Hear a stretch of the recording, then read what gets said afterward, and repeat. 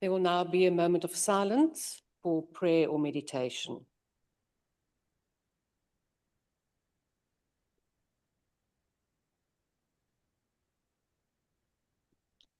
Thank you, honourable members. Please be seated.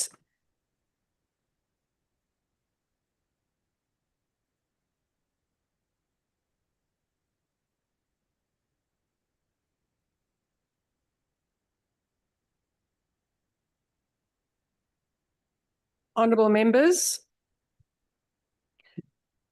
Order 1 to 7 relate to reports of the Joint Committee on Ethics and Members' Interests.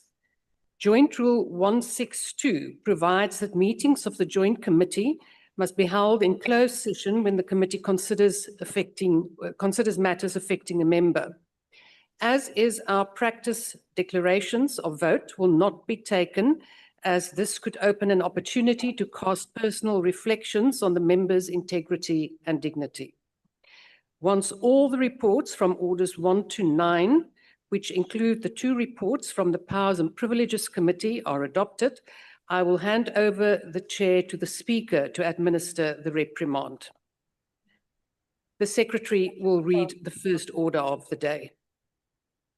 Consideration of the report of the Joint Committee on Ethics and Members' Interests on contravention of Code of Ethical Conduct and disclosure of members' interests, Deputy President of the Republic of South Africa, Honorable Paul Mashatile, MP. The Honorable Chief Whip. Thank you very much, Honorable Deputy Speaker, and good afternoon. I move that the report be adopted. The motion is that the report be adopted. Are there any objections? No objections. Agreed to. The Secretary will read the second order. Consideration of the report of the Joint Committee on Ethics and Members' Interests on alleged contravention of the Code of Ethical Conduct and disclosure of members' interests, Honorable Ian Cameron, MP, Chairperson of the Portfolio Committee on Police. I now recognize the Honorable Chief Whip. Thank you very much, Honorable Deputy Speaker. I move that the report be adopted. The motion is that the report be adopted. Are there any objections? Honorable Chief Whip of the DA. Thank you, Honorable Deputy Speaker. We object. The objection of the DA is noted. No further objections. Agreed to. The Secretary will read the third order. Consideration of the report of the Joint Committee on Ethics and Members' Interests on alleged contravention of Code of Ethical Conduct and disclosure of members' interests, Honorable Fadil Adams, MP. I now recognize the Honorable Chief Whip. Thank you very much, Honorable Deputy Speaker. I move that the report be adopted. The motion is that the report be adopted. Are there any objections? No objections. Agreed to. The Secretary will read the fourth order. Consideration of report of the Joint Committee on Ethics and Members' Interests on the alleged contravention of the Code of Ethical Conduct and disclosure of members' interests, former Minister of Higher Education and Training, Honorable Nobuhle Nkabane, MP. I now recognize the Honorable Chief Whip of the Majority Party. Thank you very much, Honorable Deputy Speaker. I move that the report be adopted. The motion is that the report be adopted. Are there any objections? No objections. Agreed to. The Secretary will read the fifth order. Consideration of the report of the Joint Committee on Ethics and Members' Interests on the contravention of the Code of Ethical Conduct and disclosure of members' interests, Honorable David Mandla Skosana, MP. I now recognize the Honorable the Chief Whip of the largest party. Thank you very much, Honorable Deputy Speaker. I move that the report be adopted. The motion is that the report be adopted. Are there any objections? No objections. Agreed to.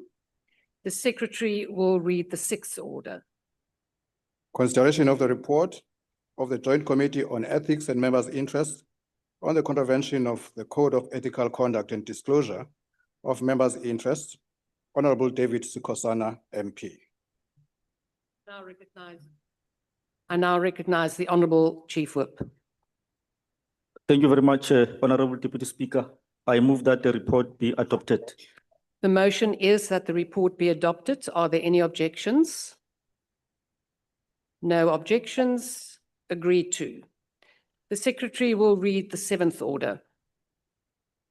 Consideration of the report of the Joint Committee on Ethics and Members' Interests on contravention of the Code of Ethical Conduct and Disclosure of Members' Interests.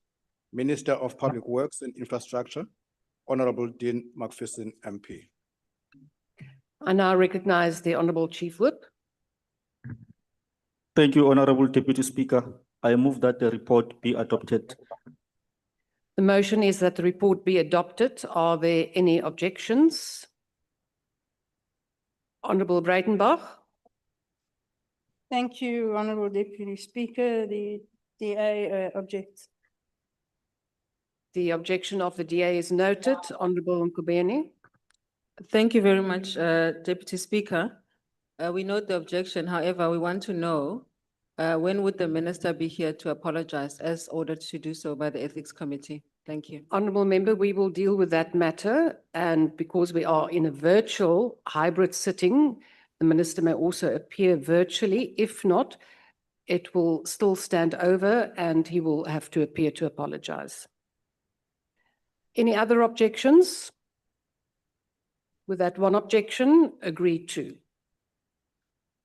The secretary will read the eighth order. Consideration of the report of the Powers and Privileges Committee on allegations of conduct constituting contempt of Parliament by Honorable V.G. Reddy, MP. I now recognize the Honorable Chief Whip. Thank you very much, Honorable Deputy Speaker. I move that the report be adopted. The motion is that the report be adopted. Are there any objections? No objections. Agreed to. The secretary will read the ninth order. Consideration of the report of the Powers and Privileges Committee on allegations of conduct constituting contempt of Parliament by Honorable M.V. Daniels, MP. I now recognize the Honorable Chief Whip. Thank you very much, Honorable Deputy Speaker. I move that the report be adopted. The motion is that the report be adopted. Are there any objections? No objections. Agreed to. Honourable members, I will now recognize the Honourable Speaker on the virtual platform to issue the respective reprimands that we have just agreed to. This applies to all the reports that impose a sanction of reprimand, penalties, and require a member to enter an apology. I now recognize the Honourable Speaker. Thank you very much, Honourable Deputy Speaker, and also to honourable members on the platform. I will request that all honourable members whose names have been read in respect of the reports that come from Ethics Committee as well as Powers and Privileges to show their face on the platform.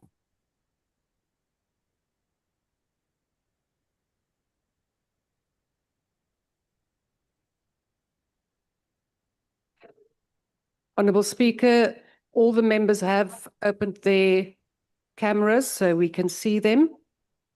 Yes. No, thank you very much, honourable members, and thank you very much for showing your face on the platform.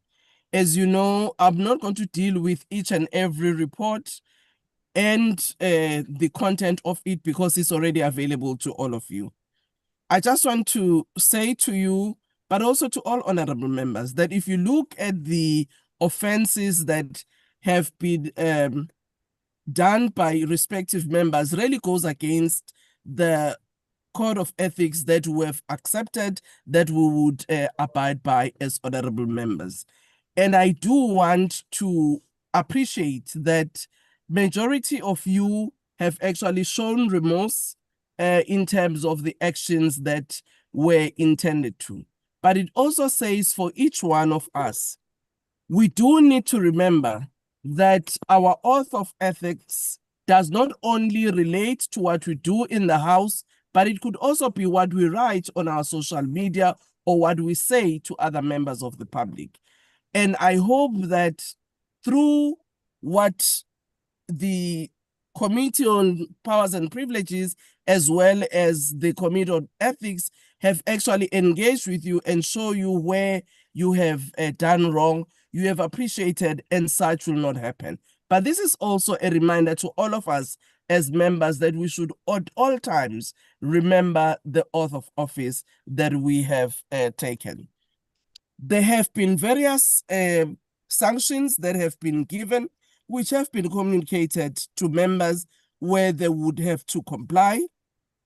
Some of you will be suspended for 15 plenary sessions and others for 20 plenary sessions. But some of you will have to pay a fine, 10,000 and another 15,000. But I would also like the three members who are here who have been asked by the ethics to actually apologize to the House for their conduct. Honorable Adams, can you please offer your apology to the House? You can unmute yourself.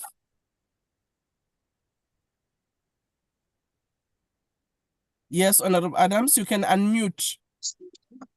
Speaker, am I audible? Yes, you are.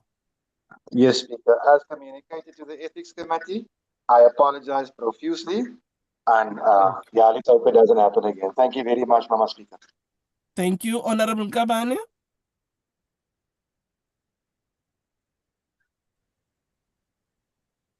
Honorable Kabane.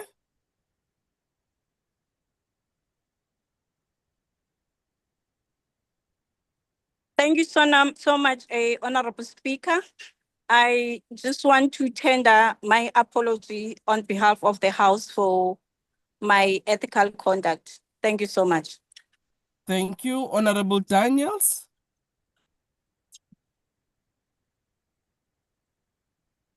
Good afternoon, Honorable Speaker, colleagues, Order, fellow honourable South Africans. members. You can Honourable go ahead. members, order. Honourable Speaker, there is a point of order from the Honourable Swart. Madam Deputy Speaker, I just wanted clarity because the member apologized on behalf of the House. And I don't think that is in order because we didn't do any wrongdoings here. I think it's to the House. Honourable Speaker. Thank you very much. That is noted. I'm sure it was a mistake from Honorable Ngabane. It was apology to the House, Yes. not on behalf of the House. Honorable Daniels. Thank you, Madam Speaker. Madam Speaker, I want to take this opportunity to apologize unconditionally for my actions, whom I believed was out of order, transgressed and undermined the rules of order of the House. And I've learned from it, Honorable Speaker, and I give my full commitment that I will not repeat what has happened in the past. And anybody and everybody affected by my actions, there is no justification for it. There's no qualification for it.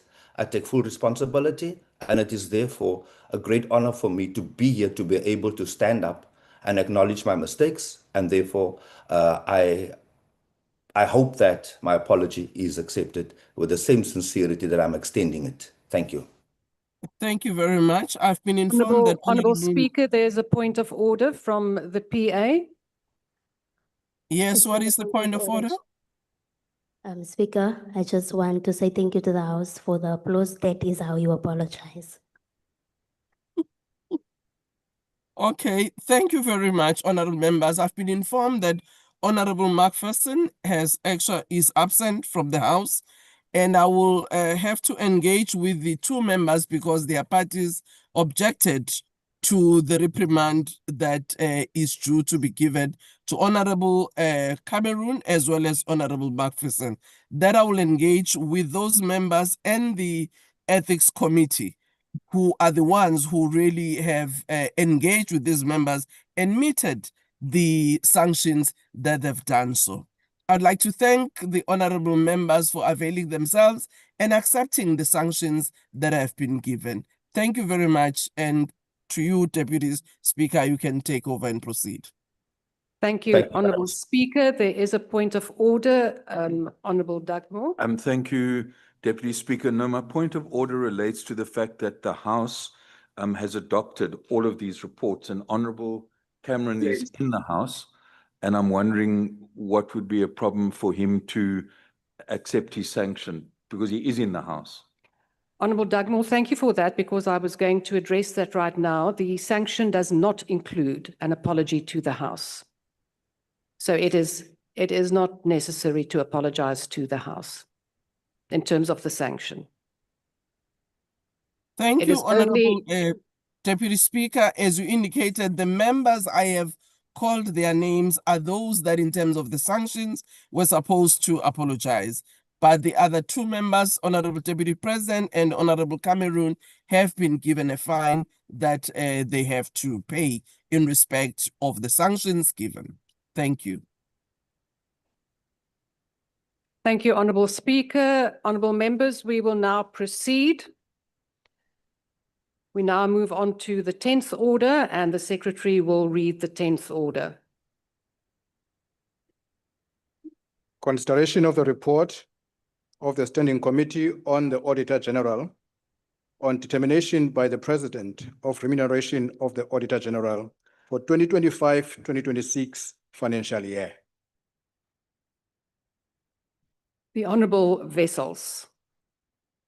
Thank you, Honourable Deputy Speaker. Deputy Speaker, the Auditor General, as a head of an institution supporting democracy, is remunerated in terms of determination of remuneration of office bearers of independent constitutional institutions, Laws Amendment Act. Further, the Public Audit Act provides that the Auditor General is entitled to an annual salary and such allowances or benefits as determined by the President from time to time by notice in the Government Gazette and approved by this National Assembly. In terms hereof, and in terms of this process to be followed when determining the Auditor General's salary, requires the President to consider the recommendations of the Independent Commission for Remuneration of Public Office Bearers. In deciding its recommendations to the President, the Commission considers recommendations and advice by the Remuneration Committee established in terms of the Public Audit Act. The President, taking into consideration the Commission's recommendations, must make a determination on the matter and issue a notice in the Government Gazette. The Commission considered the following criteria: the role, status, duties, functions, and responsibility of the particular office bearer, the affordability of different levels of remuneration, current principles and levels of remuneration, particularly in respect of organs of state, inflation, and also the availability of resources of the state. In terms thereof, it recommended a 4.1% salary increment for 2025-26. Accordingly, the President wrote to the National Assembly on 10 January 2026, notifying it that he had determined a 4.1% increase in line with the recommendation of the Commission. This includes the salary of the General, and the Speaker referred this matter to the Standing Committee on the Auditor General. The Standing Committee deliberated on this determination, considering the informed consideration of the Commission and taking into account the importance of the Auditor General as an institution that plays a role in the ecosystem of accountability and oversight. Also considering the fact that the Auditor General is of utmost importance for the accountability in terms of its independence, and having the right suitable person in that position is of utmost importance. Considering that, the Standing Committee recommends to the National Assembly to approve this determination by the President in terms of a 4.1% increment in the salary of the Auditor General for the 2025-26 financial year. I thank you, Deputy Speaker.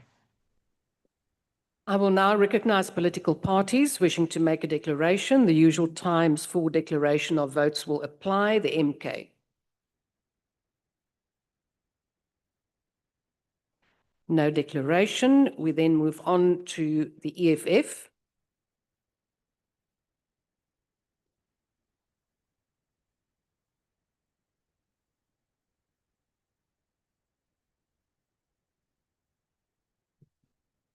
Masibulele, Deputy Speaker, sibulise kumongameli wezishoshovu we-fighters zomnotho, sibulise kwi-fighters ne-commissars. Deputy Speaker, asimthandabuzi uMr. Kane Maluleke ukubana ngaba angafumana lo mrholo awunyuselwe futhi. Ungomnye wabafazi abahlukileyo eSouth Africa abangekabinalo ichaphaza nokubandakanywa kwimikhuba eseSouth Africa yorhwaphilizo nokunyoluka okuphakathi kwabantu abaphethe ilizwe. Okwesibini, unguye osincedisayo ukuba ilizwe likwazi ukuphatheka ingakumbi ukujonga ezezimali zaseSouth Africa. Kwezi ntsuku zimbini zidlulileyo besinomasipala kwikomiti yeSkopa apho sincediswe ngu-Auditor General ukusibonisa ukuba urhwaphilizo olukomasipala olwenza ukuba kube nzima uba i-service delivery iye ebantwini. Kodwa sinesicelo ke Auditor General njengoko siza kwenza sure into yokokuba ubhatalwa ngendlela ukwenzela uba ungaze uchaphazeleke ekunyolukeni. Sizocela into yokokubana njengoba sireviewa i-white paper ukwenzela uba oomasipala bafumane ibhajethi engcono, sicela into yokokubana laa bhajethi ofisi yakho ikwazi ukuallocata abantu kumasipala nomasipala. Ngoba into eyenzekayo xa benikwa imali kungekho mntu uyilandelelayo from wena kunye no-National Treasury, ibiwa umhla nezolo. Imali efanele ukubana ngaba iklini izitrato, ilungisa isuwa, ilungisa ukucheba ingca, ilungisa ukuhlala, iqasha abasebenzi abazawukwazi ukwenza ukubana iilokishi zethu neendawo zethu zokuhlala zibe namanzi aphumayo empompini umhla nezolo, iyabiwa. Kodwa ubana ngaba ithemba lethu likuwe, sicela into yokokuba uncede ujongane kunye nophulo lokugada imali yaseSouth Africa koomasipala. Okwesibini, ujongane nokunyoluka kwabaphathi, especially aba bantu ababizwa imeya noomasipala ookhansila bakamasipala abaqasha iifemeli zabo, abaqasha abantu babo bezopolitiko ngendlela engeyiyo, abade baqasha abantu abangena-qualifications. Kukho abantwana babantu abahleli nee-degrees emakhaya befuna umsebenzi, bavalelwe ngohlohlesakhe, ingakumbi aba bakwi-GNU, bazi-mayors, bazi-MMCs, kunye nabanye Thank you, abaphathi Honourable Mente. Your time has abakwi-departments. expired. Siyabulela. The IFP. Thank you, Honorable Chairperson. The IFP supports the adoption of the report and the approval of the President's determination regarding the remuneration of the Auditor General for the 2025-2026 financial year. However, this is about far more than a salary adjustment. It is about the value we placed on accountability, clean governance, and the institutions that safeguard our constitutional democracy. The Auditor General has become one of the few institutions that South Africa still trusts to expose wasteful, irregular expenditure and financial misconduct. Too many public institutions have become synonymous with inefficiency and poor consequence management. Yet the Auditor General continues to provide Parliament and the public with an honest assessment of how taxpayers' money is spent. We have always championed ethical leadership, responsible governance, and sound financial management. Therefore, we recognize the importance of ensuring that the Office of the Auditor General remains independent, adequately resourced, and professional to fulfill its constitutional mandate without favor or prejudice. The IFP supports this report because strong oversight institutions are indispensable to building a capable, accountable, and corruption-free state. I thank you, Honorable Chairperson. The PA.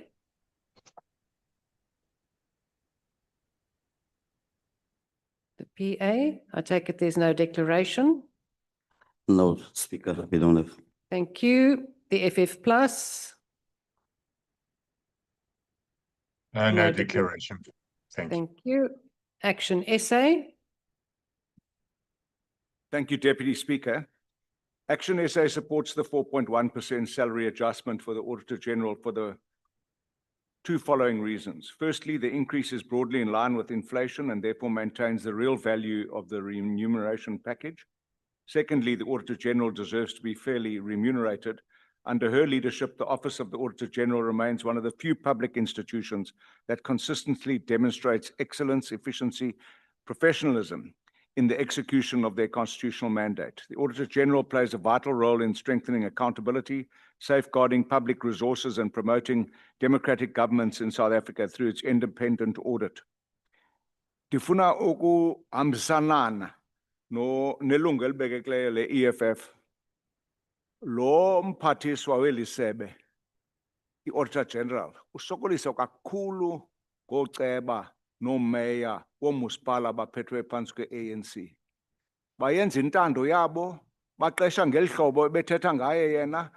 Umeya waseNelson Mandela Bay uza apha epalamente, angonjwe apha epalamente, umongameli aye eBhayi ayomncoma ngomsebenzi wakhe phaya. Yabona ke into esifunayo apha eMzantsi Afrika, ba uyenza into engalunganga ayilunganga. Akunonconywa uyenza into engalunganga.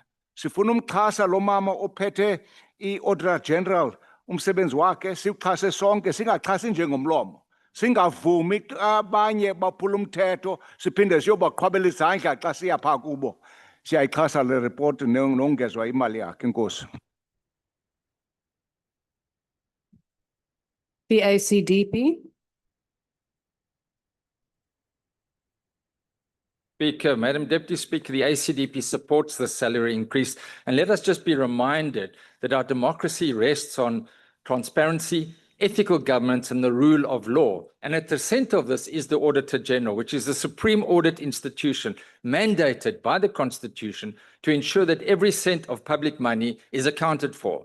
However, this vital institution is struggling under financial and other pressures. Now, the Auditor General's office operates on the self-funded model, and it bills auditees for its services. And today, this model is critically threatened, like that of the SIU. The office is battling a staggering backlog of unpaid audit fees, reaching hundreds of millions of rands, owed by distressed municipalities and struggling state entities. And when the very institutions meant to be audited are too cash-strapped to pay for this oversight, the watchdog's own financial viability is itself jeopardized. And this financial shortfall is compounded by the increasing hostile environment, where auditors conducting their daily duties routinely face intimidation, hostility, and even life-threatening risks from those avoiding accountability. Furthermore, the poor quality of financial statements submitted by departments drains valuable audit time and forces the AG's office to spend scarce funds on relentless litigation brought on by non-compliant entities. And one just has to look at the RAF as an example of litigation. Despite these hurdles, the office remains resolute with expanded powers from the Public Audit Act and issuing certificates for debt and referring material irregularities to investigating authorities. They are doing the hard work to ensure that those who loot, waste public resources are held personally accountable. And we need to ensure the funding model is reviewed and that we guarantee the safety of their staff. The ACDP supports this report. I thank you. The UDM. Honorable Speaker, Honorable Speaker, Honorable Reddy. When did Reddy become UTM? I am now calling the apologies. Honorable Nontenja Honorable- of the UDM. no, Honorable Deputy Speaker, Thank you, there's a Deputy there's a Speaker. problem. Honorable Nontenja, just wait a minute. Honorable Reddy, what is your point of order? Sorry, my apologies, Honorable Deputy Speaker. My device was giving me a problem. I'm using a new device, and I've been trying to raise my hands because I'm speaking on the declaration for the MK party. Honorable Reddy, your whip has indicated that there is no declaration and we have passed that opportunity. We will not go back. Honorable Sorry, Nontenja, Mr. please Speaker. proceed. Honorable Reddy, you can take that up with your whip. Honorable Nontenja. No declaration from the UTM, but we are fully supporting the Auditor General's report. Thank you. Thank you. Rise. No declaration, we support, Deputy Speaker. Thank you. Bosa. ATM. Al-Jamaa. Thank you, Deputy Speaker. Al-Jamaa supports.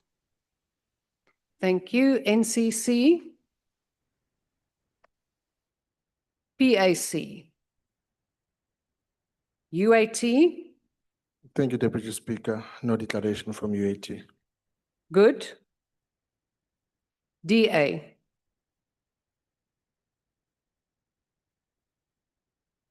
A declaration, Deputy Speaker. ANC.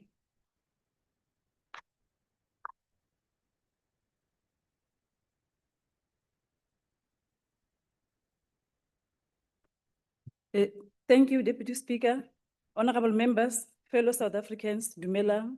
It gives me the greatest honor to rise on behalf of the African National Congress to express our unequivocal support for the adoption of the report on the determination by the President of the remuneration of the Auditor General for the 2025-2026 financial year.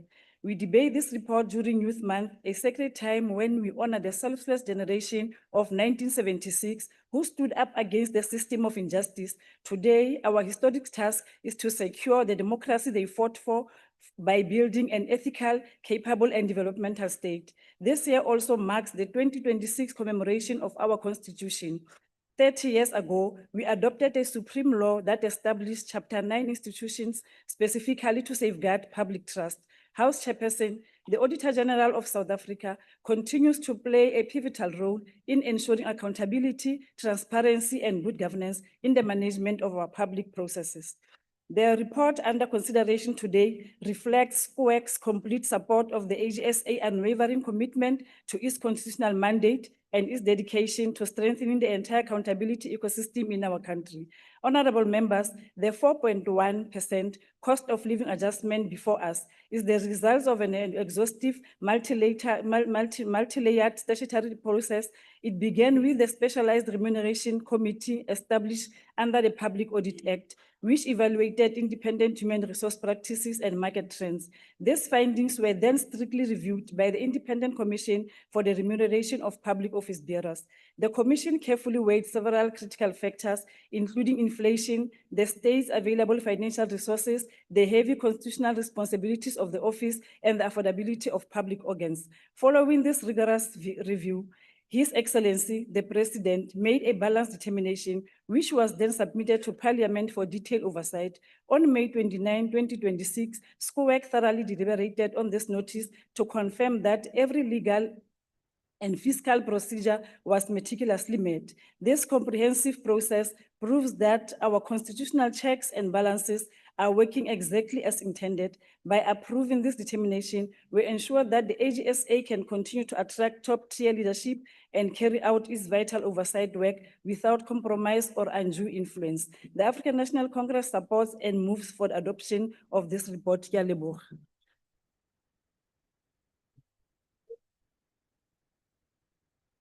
Are there any objections to the adoption of the report of the Standing Committee on Auditor General which recommends the approval of determination by the President of Remuneration of Auditor General for the 2025-26 financial year, as it appears on the order paper. Are there any objections? No objections. Agreed to. The Secretary will read the 11th order. Consideration of report of Portfolio Committee on Defence and Military Veterans on Defence Amendment Bill. I now recognize the Honourable Chief Whip. Thank you very much, Honourable Deputy Speaker. I move that the report be adopted. The motion is that the report be adopted. Are there any objections? I see no objections. Agreed to. The Secretary will read the 12th order. Second reading debate, Defence Amendment Bill. The Honourable Minister of Defence and Military Veterans.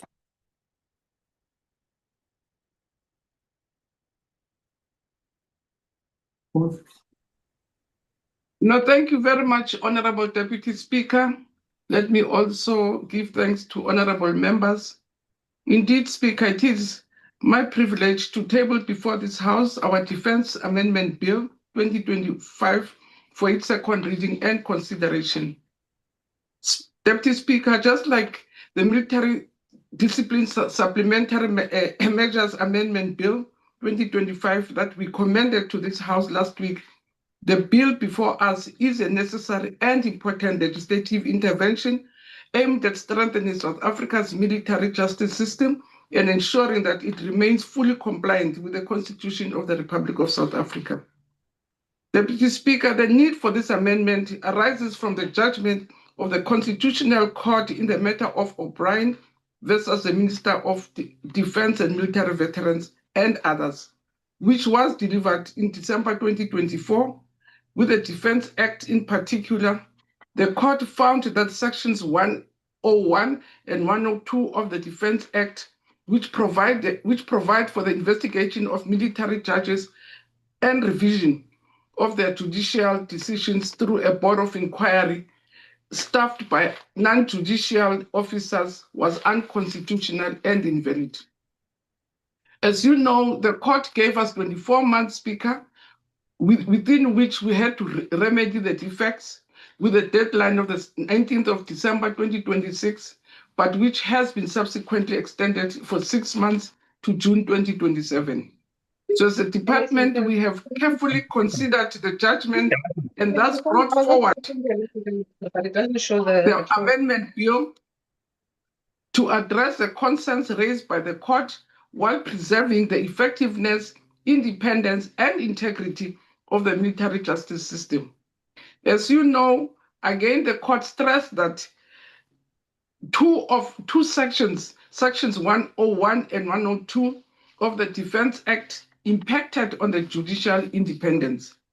So, honourable members, we have now amended sections 101 and 102 of the Defence Act 2002 with the insertions of section 102A, which provides as follows, and I quote, Speaker, exclusion of military judges and senior military judge from Board of Inquiry 102A. A Board of Inquiry contemplated in section 101 and 102 does not apply to a military judge or senior military judge referred to in Military Discipline Supplementary Measures Act 1999, Act number 16 of 1999, and the contents and merits of his or her judgment or rulings. I close quote, Speaker. So in this way, we are clear and categorical that the independence of the military courts and judges is not affected and that there will be no interference with the functions of the military courts and judges. Today, Speaker, the decisions that we take today will thus be the beginning of entrenchment of the judicial independence of our military courts as envisaged by our Constitution. The same Constitution that demands of our defense force to be structured and managed as a disciplinary military force. So, honorable members, The amendments are thus not intended to weaken the command and control within the Defence Force. On the contrary, they strengthen military discipline by ensuring that those entrusted with administering military justice are able to do so independently and without any perceptions of undue influence. A military justice system that commands confidence from both members of the Defence Force and the public is indispensable to the maintenance of discipline, good order, and military effectiveness. The bill, therefore, Speaker, is measured, necessary, and responsive to the Constitutional Court's finding. It advances judicial independence within the military justice system while preserving the discipline, effectiveness, and operational readiness of the South African National Defence Force. Honorable Speaker, just like the Military Discipline Supplementary Measures Amendment Bill, this bill has undergone an extensive parliamentary process until the stage where we are today. So I wish to express my deep appreciation to the Portfolio Committee of Defense and Military Veterans for its diligent consideration of the legislation. The committee's Deputy Speaker conducted public participation processes, engaged stakeholders, considered submissions, and undertook detailed deliberations to ensure that the final product before this House is constitutionally sound and is fit for purpose. I also wish to acknowledge the contributions of the departmental officials, our parliamentary legal advisors, military legal practitioners, and all those who participated in the legislative process pertaining to this bill. We have come this far to ensure that the Constitutional Court order is respected and implemented, and we cannot afford to fail at this moment, especially today, the 11th of June, 2026. I therefore recommend the Defence Amendment Bill to this House and respectfully request honourable members to support the adoption, especially on the day when our South African team will be flying our flag very high, and I think all of us are crossing the fingers for their success. Speaker, Deputy Speaker, I really wish to thank you for the opportunity, and as I say, wish that the bill can go through today. Thank you very much, Deputy Speaker. Thank you. Thank you, Honourable Minister. The next speaker is the Honourable Legwete.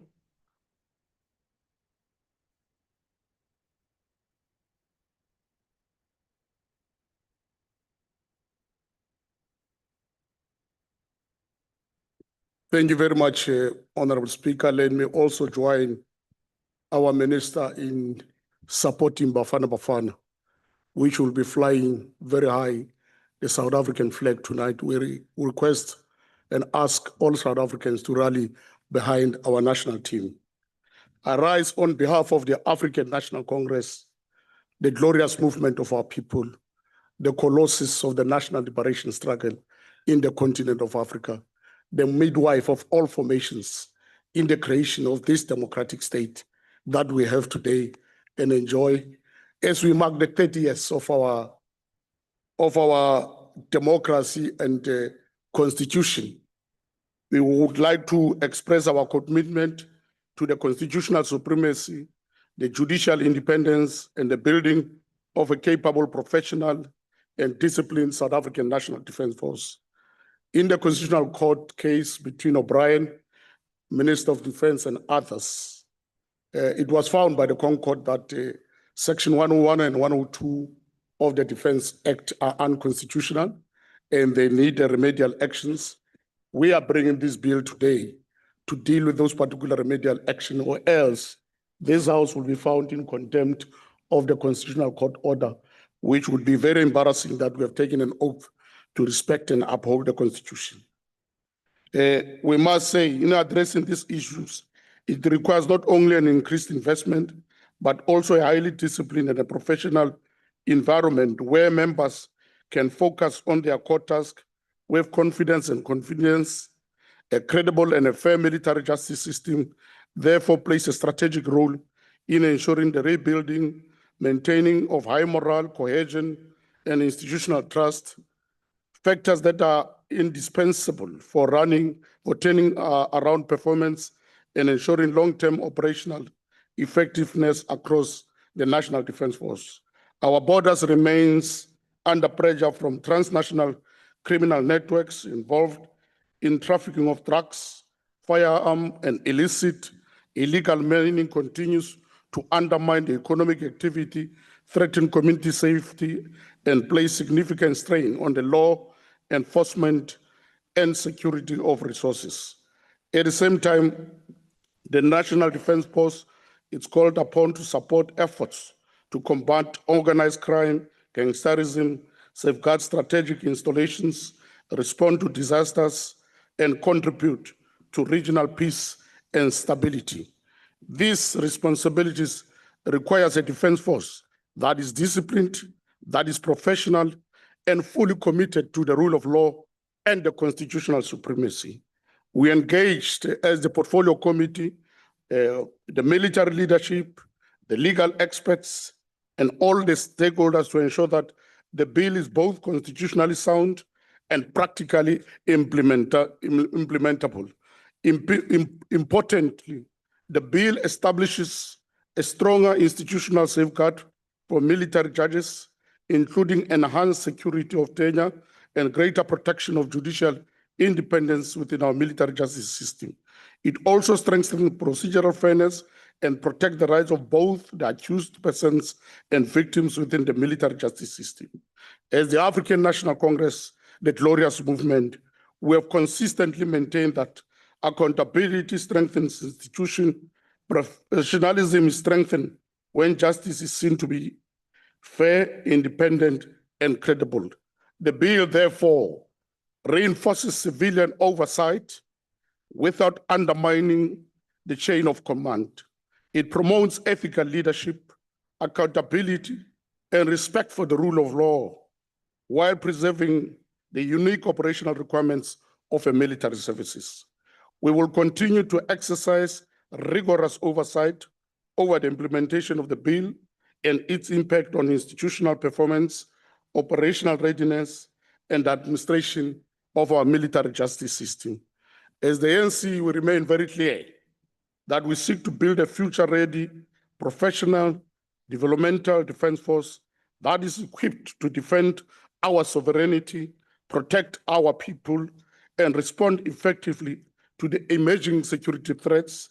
We seek a national defense force that embodies the values of constitutionalism, discipline, accountability, and service to the nation.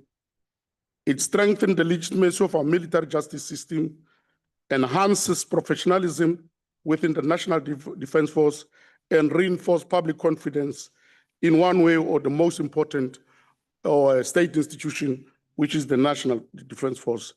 The Defense Amendment Bill, it's another important step to ensure this particular journey. It's very much important that we also look on the question of the constitutional supremacy, in that as Parliament and members of Parliament, we are expected to uphold the Constitution and the rule of law. We want to place it on record with all the problems and challenges we have in terms of our borders, with all the challenges we have in terms of illegal or undocumented people. It does not give any one of us a right to undermine the rule of law and take the law into their own hands. It's very important that we abide to the law enforcement agencies, we abide to all the processes. We know it's in the Constitution of the Republic in terms of Section 22(3), 21(3), that the right of residence is only reserved for citizens in this country. 21(4), it says those citizens must be documented and have an ID and a passport. So it means in our shores, nobody without documents, nobody illegal, nobody undocumented must be within our shores. But in how we deal with them, it cannot be a free-for-all situation. We need to uphold and respect the rule of law, because the challenge we have is not what is happening today. It's a slippery road that we may find ourselves in as we go forward, because tomorrow Ibrahim Subrati will be told that he's not African enough, he's an Indian, he must go. Dagmo will be told that he's not African enough, you must go. that poses a threat to social cohesion, and it has a potential to undermine our sovereignty. It has a potential to undermine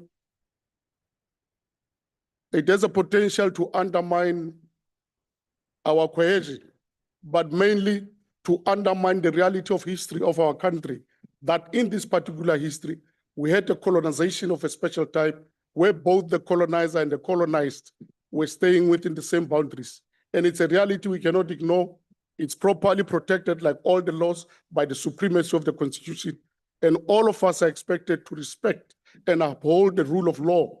No party must grandstand, no citizen must grandstand, because we have a rule of law here. We have a constitution, we have acts of parliament, which must be upheld and respected by all of us. It can't be free for all. And that's why we are saying, just like in the O'Brien case, we have to respect the Concord outcome in terms of saying that some of the provisions of our Defense Act are not constitutional, and equally the same must be understood with other laws, with other situations, because I can tell you now, any populism has never been a way of solutions. We have seen ethnic nationalism, what they've done with Mussolini, what they've done with Hitler, what they've done in Rwanda. Ethnic nationalism, it's a threat, and we must refuse it as this nation. Allow the law enforcement agencies to take the law and lead, allow the courts to preside over matters of dispute in society, allow parliament to make laws which they have made. I've made the example of section 21(3). No one has the right of residence except the citizens of South Africa. It's in the constitution. Can the police, the defense force, the intelligence, the judiciary, the parliament, the executive exercise the authority? I thank you. The next speaker is the Honourable Kubukeli.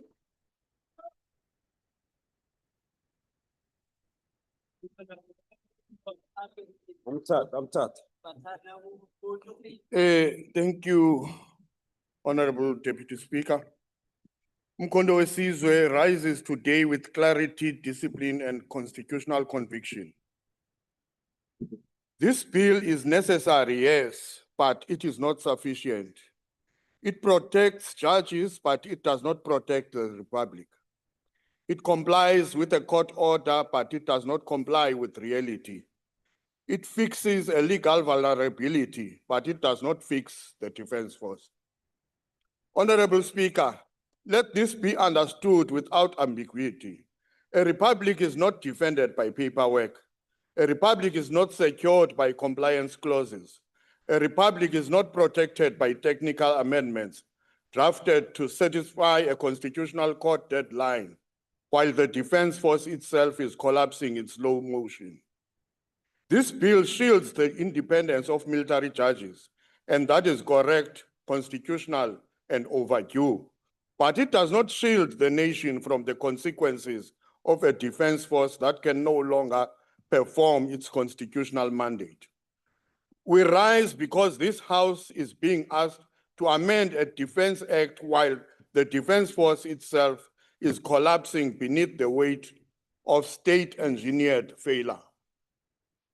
For more than a decade, the state has allowed the cost of employees to balloon to over 70% of the entire defense budget, leaving almost nothing for operations, maintenance, equipment renewal, border safeguarding, research, development, or readiness. A defense force that cannot move vehicles, cannot fly aircraft, cannot maintain bases, cannot secure borders is not a defense force. It is a payroll system wearing uniform, a hollow institution in camouflage, a danger to the Republic. And the collapse is now being litigated in court. A major human rights organization has filed a High Court application to suspend South Africa's arms export permits to the United States, alleging that the NCACC, an organ of this very government, may be violating its own laws, its own criteria, and its own constitutional obligations. Honorable Deputy Speaker, when civil society must drag the state to court to force it to obey its own statutes, that is not oversight, that is a republic in crisis. when the courts must police the defense establishment because the executive refuses to, the collapse is not administrative, it is constitutional.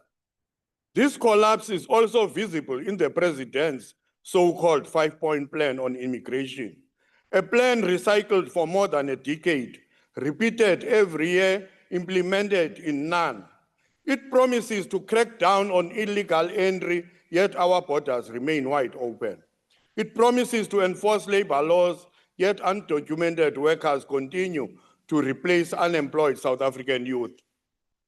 It promises to fight corruption, yet the immigration system remains one of the most compromised in the state. It promises legislative strengthening, yet the laws already exist. What is missing is the political will to enforce them. It promises regional cooperation while communities on the ground face the daily consequences of a state that has lost control of its borders. South Africans are not fooled by 5-point speeches. They want a state that can execute even 1 point effectively. This failure in immigration enforcement is directly tied to the collapse of the Defense Force. When the defense budget collapses, border security collapses with it.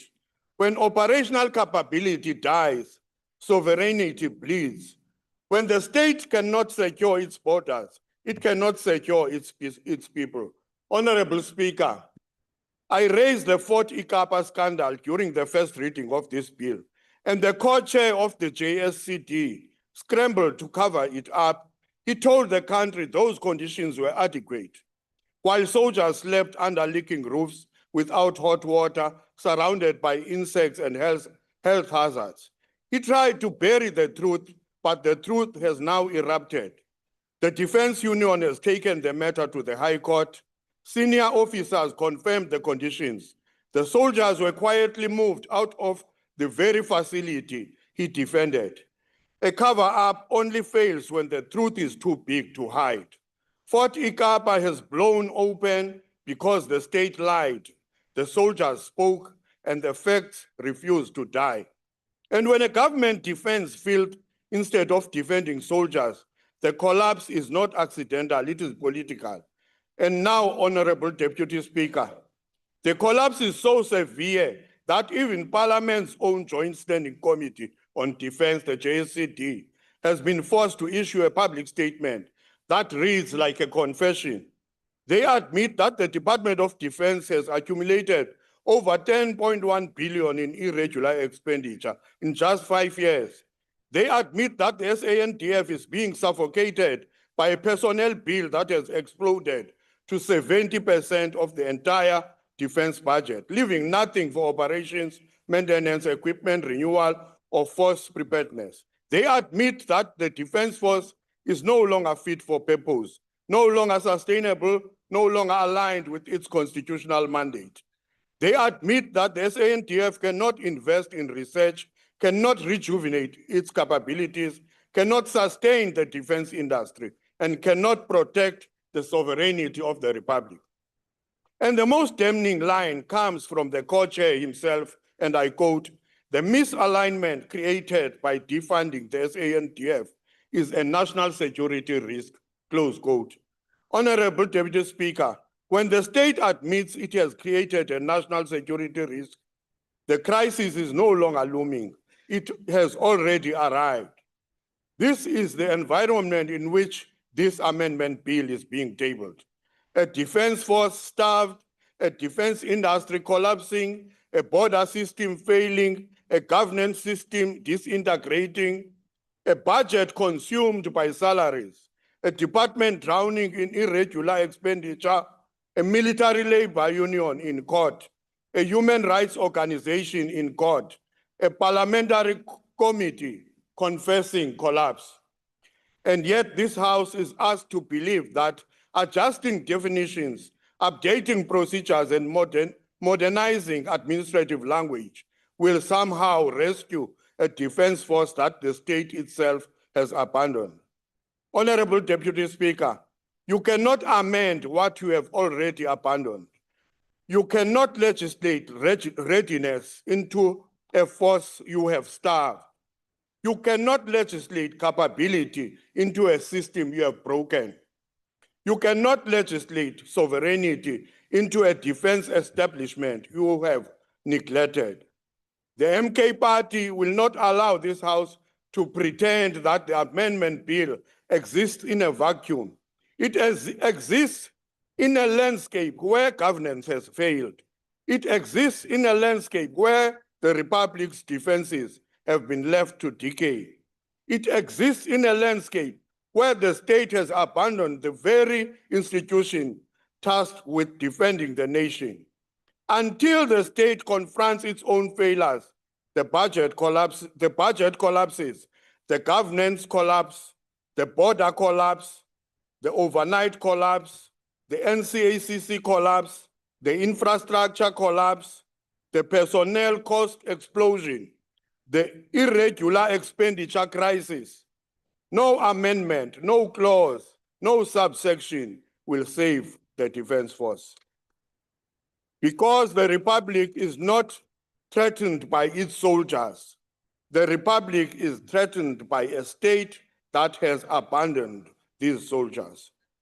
For these reasons, the MK party remains unpersuaded that this bill addresses the fundamental challenges facing the Defense Force and therefore places it on record its rejection regarding the legislation in its current form. I thank you. Kwaza Mkondo Kwaza. The next speaker is the Honourable Hatton.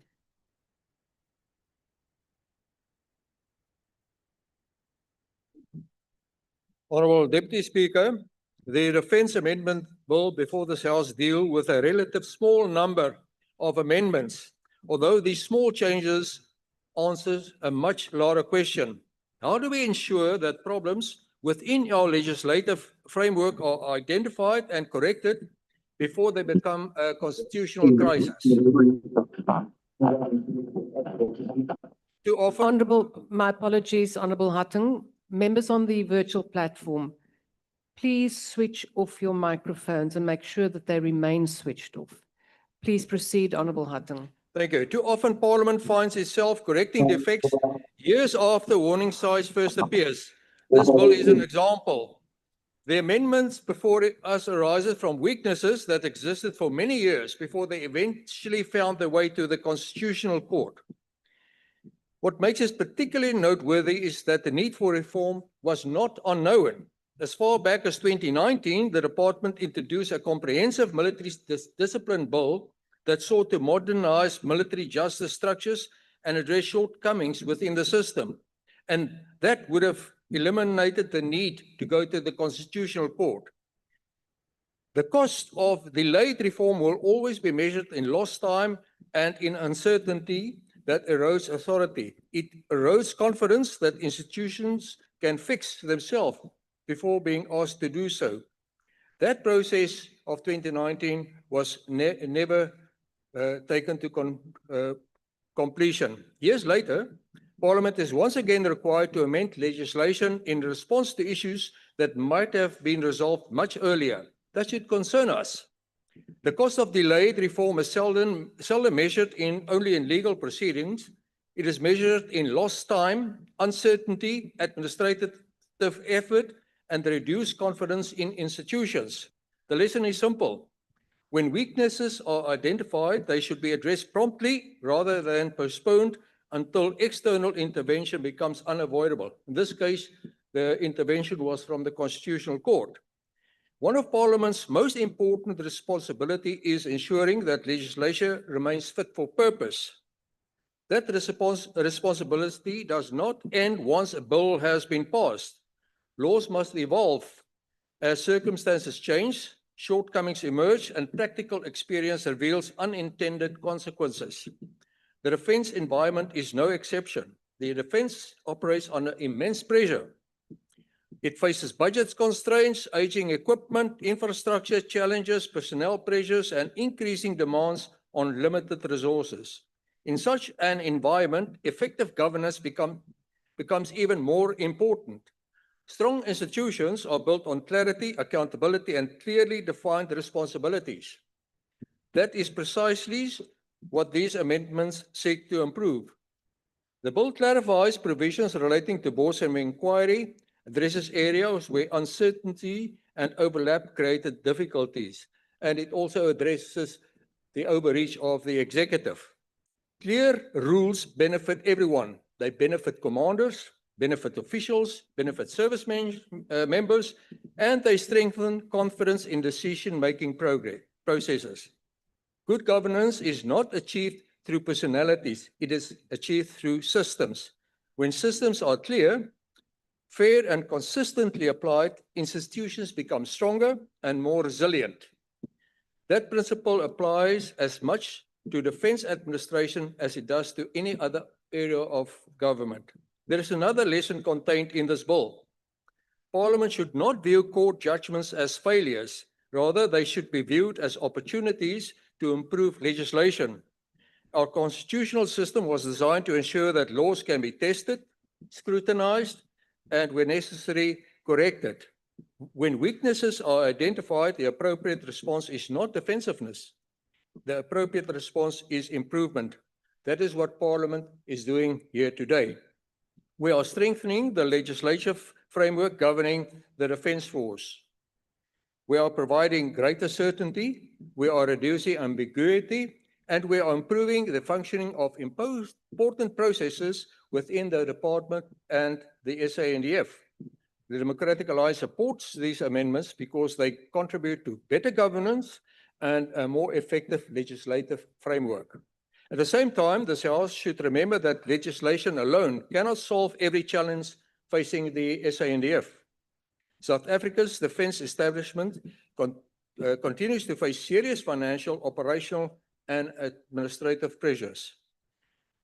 Addressing those challenges will require leadership, accountability, and sustained oversight, but effective legislation remains an essential foundation. Without it, even with the best institutions struggle to function effectively. Ultimately, this bill is about more than technical amendments. It is about learning from experience. It is about correcting weaknesses when they are identified. And it is about ensuring that our legislative framework keeps pace with the realities of a modern defence force. The Democratic Alliance supports the Defence Amendment Bill because it represents a practical improvement to the governance framework of the SANDF. Most importantly, it demonstrates that Parliament is willing to act when shortcomings are identified and that our institutions remain capable of learning, adapting, and approving. The DA supports the bill. The Honourable Mias, Honourable Mente, will you be taking the opportunity?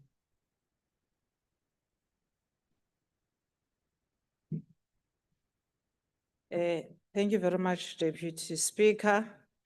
On behalf of the committed and passionate fighter of the revolution, Karl, who's not well, I'm going to deliver this debate, CTP Lampangazit. Honorable Deputy Speaker, the Economic Freedom Fighters support the Defence Amendment Bill for the same reasons that we have supported the Military Discipline Supplementary Measures Amendment Bill. The bill addresses the second critical limb of the Constitutional Court's order. The court declares Section 101 and 102 of the Defence Act unconstitutional to the extent that they permit members of the executive to convene boards of inquiry to investigate military judges and the content and merits of their judgment and rulings. That arrangement allowed the executive and the military command structure to scrutinize and potentially punish judicial officers for the substance of their decisions. The bill before us corrects the defect. It inserts Section 102A into the Defence Act, which expressly provides that a board of inquiry contemplated in Section 101 and 102 does not apply to a military judge or a senior military judge and does not extend to the contents and merits of his or her judgments or rulings and does not permit punishment thereof. This is a clear and necessary legislation that is an intervention that draws a firm and principled distinction between the investigative powers of command and the adjudicative independence of the military judiciary. The importance of this amendment cannot be overstated. Boards of inquiry are essential instruments for investigating operational failures, logistical shortcomings, and disciplinary breaches within the South African Defence Force.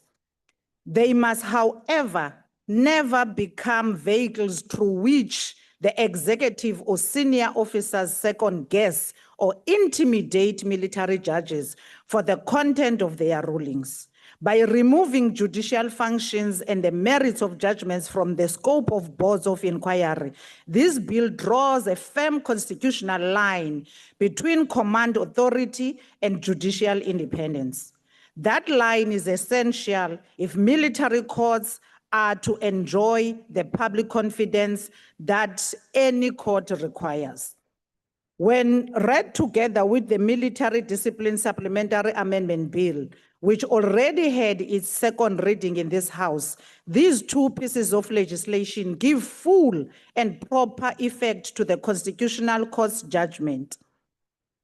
The one secures security of tenure and institutional separation in the appointment of military judges through the Military Judiciary Advisory Committee. The other protects those same judges from retaliatory investigations into the substance of their decisions. Together, they begin to insulate the administration of military justice from undue influence by both the provincial executive and the SANDF hierarchy. The Economic Freedom Fighters supported this amendment in the Portfolio Committee because we have consistently argued that genuine transformation of the Defence Force requires institutions that are accountable where the Constitution demands accountability and independent where the Constitution demands independence. A judiciary that must look over its shoulder for fear that its judgments will be dragged before a board of inquiry convened by the very structure whose decisions are under scrutiny cannot dispense justice without fear or favor. Public submissions raised concerns that the exclusion might be overly broad. The EFF engaged those submissions seriously and supported the clarification that conduct falling outside judiciary functions, for example, involvement in accidents or other non-judicial matters, can still be the subject of the Board of Inquiry. The core protection for judgments and rulings, however, must remain absolute. This balanced protection for judgments and rulings, however, must remain absolute in a sense that there must never be someone who fears to make any decision or take a full stance. This balanced approach ensures that operational accountability is preserved while judicial independence is protected. This amendment advances the principle that military courts are courts envisaged under Section 166E of the Constitution. It responds directly to the complaints raised during public participation and in the Portfolio Committee by introducing a structural safeguard that was missing from our law. The Economic Freedom Fighters, therefore, supports the Defence Amendment Bill. We call on this House to pass it without delay so that the constitutional lacuna identified by the Constitutional Court can be filled so that military judges may discharge their duties with the institutional independence that our Constitution requires. Thank you very much. Honourable members, before I call the next speaker, Honourable Motaung, you have now interrupted proceedings 3 times. And if you do switch on your microphone again, you will be removed from the platform. We now proceed. Honorable Machi.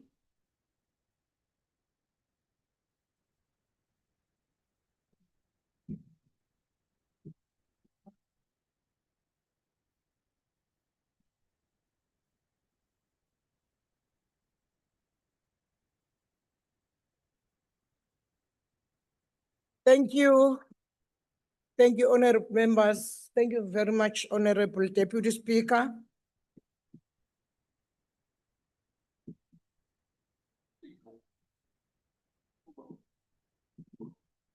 Order, honorable members. Honorable member, please proceed.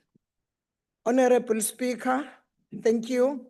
The IFP supports the Defence Amendment Bill because a disciplined defence force must also be a lawful defence force. This bill is a constitutional safeguard that gives effect to the Constitutional Court's judgment in O'Brien O, Minister of Defence, and others by protecting the content and merits of the military judgment and the rulings for executive investigation through Board of Inquiry. In the Constitution democracy, this separation of powers matters. When judicial functions are bled with executive control, institutional credibility begins to weaken. That point is especially relevant in South Africa today, where the South African National Defence Force operates in the public sphere. The military is deployed within the Republic borders to support public safety and national stability. The public must then be able to trust that the military internal justice system is independent, fair, and insulated from improper influence. In a country still carrying the legacy of state capture and living in an increasingly lawful, driven weakens environment, the independence of the judiciary is a standard that must be held across all sectors of the state, including a military. The IFP therefore welcomes the bill's narrow and targeted approach. It establishes a proper legal boundaries so that military judges are not subject to boards of inquiry regarding the substance of their rulings.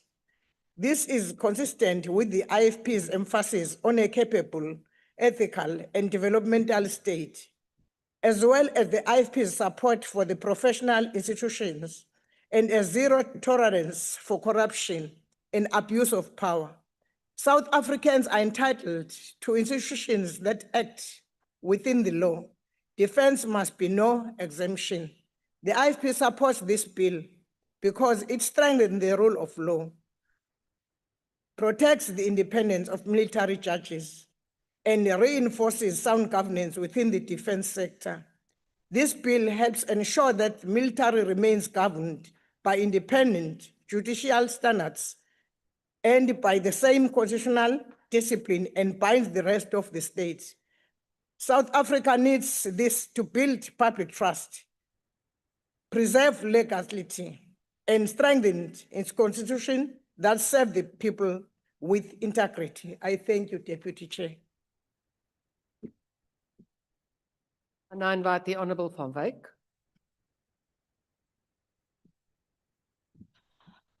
Speaker of the House, honourable members, I want to congratulate first and foremost the Patriotic Alliance for winning Ward 11 in Swartland yesterday.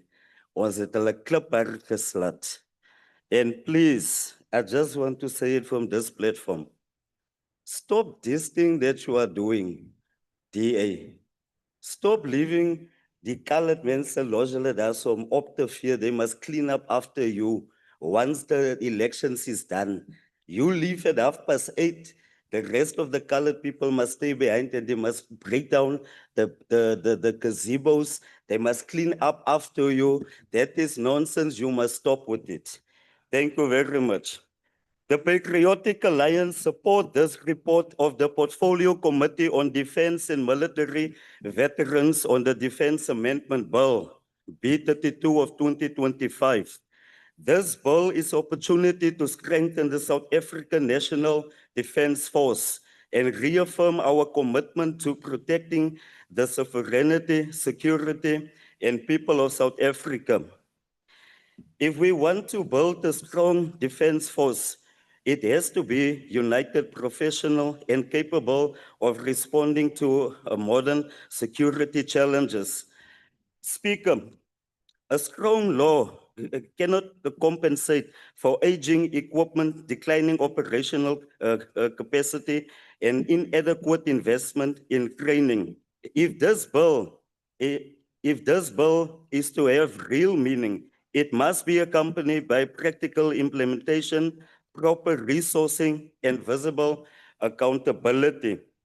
The Patriotic Alliance has always maintained that you cannot defend a nation with a pen and paper. A defense force must be trusted by its people, respected by its allies, and feared by those who threaten our security. Chairperson of the Portfolio Committee, you came here and you told us to say that every citizen of South Africa must uphold the Constitution. But is this very Constitution who excluded a certain race within the new South African National Defence Force? This Constitution, it is this Constitution who have classified children of this soil, Africans, as a minority, and even in the South African Defence Force, is the same Constitution who undermine the colored soldiers when it comes to promotion. And that is dividing the South African army. There's no unity because the colored soldier feels disgruntled. It's a fact. You tell us to say that we must uphold the rule of law, Chairperson, but the Military Veterans Act, when it speaks about benefits, it doesn't say except when you are a colored, then you must be left out. It can't be correct, Chairperson. We have to look into that matter. We also agree, Chairperson, with you fully that undocumented foreigners have to go. It's ambahambe. We don't play with it. They must go. And lastly, we just want to wish Bafana well and the Minister of Sports, Arts and Culture. Ons baie nie is by ons vandag. Salute. Shout, Chairperson. The Honourable Wessels. Thank you, Honourable Deputy Speaker. Honourable Wessels, before you proceed, Honourable Mente has a point of order. No, Deputy Speaker, I was hoping the table staff will advise you. That language which was used there is unconstitutional. And for it to be used in Parliament, that certain people who are Africans must leave this country, be allowed inside the Parliament, it's unconstitutional. And it's, if he's a delinquent, we are not. Honourable Member, we will look Please, into the matter. that must be looked into and that member must be taken to ethics. Honourable Member, we will look into the matter. We now proceed, Honourable Wessels. Thank you, Honourable Deputy Speaker. Whilst the Military Discipline Supplementary Measures Amendment Bill passed last week restructured the military courts in accordance with the O'Brien judgment, the Defence Amendment Bill provides the vital structural separation required to guarantee true impartiality of military judges. The amendments draw a clear line between the military chain of command and the impartial My apologies, administration of Honourable military. Wessels. Honourable Wessels, my apologies. Can Honourable Mutong please be removed from the platform? Please proceed, Honourable Wessels. Thank you, Honourable Deputy Speaker. The amendments draw a clear line between the military chain of command and the impartial administration of military justice. This is direct compliance with the Constitutional Court's ruling But this compliance and legislation in general will not fix the South African National Defence Force. The Defence Force is facing a profound crisis of ill discipline, systemic abuse of power, and poor governance. Passing legislation is meaningless if the reality on the ground is not confronted. Consequence management must be enforced, and the shield of impunity that protects rogue elements must be dismantled. Hopefully, independent military courts can contribute to purging the Defence Force of criminals, abusers, and corrupt officers from the ranks, but better governance and ultimately a SANDF that is disciplined and functional is dependent on sound leadership. The limited resources of the SANDF is currently wasted due to a lack of leadership and a lack of consequence management. Just as much as legislation is not going to solve all the problems at the SANDF, more funding will also not fix the Defence Force if discipline and leadership are not restored. The bill is, however, a step in the right direction to also restore public confidence. The FF Plus supports the Defence Amendment Bill. I thank you, Deputy Speaker. Next speaker is the Honourable Ngobeni. Thank you very much, Deputy Speaker. Deputy Speaker, once again, the Constitutional Court has had to do what Parliament failed to do, to defend the Constitution. Action SA supports the Defence Amendment Bill because it gives effect to the Constitutional Court's ruling in the matter of O'Brien and strengthens the independence of South Africa's military system. At first glance, this may appear to be a narrow and technical amendment, but the principle at stake is far greater than the wording of a single provision in a Defence Act. The question before us is simple.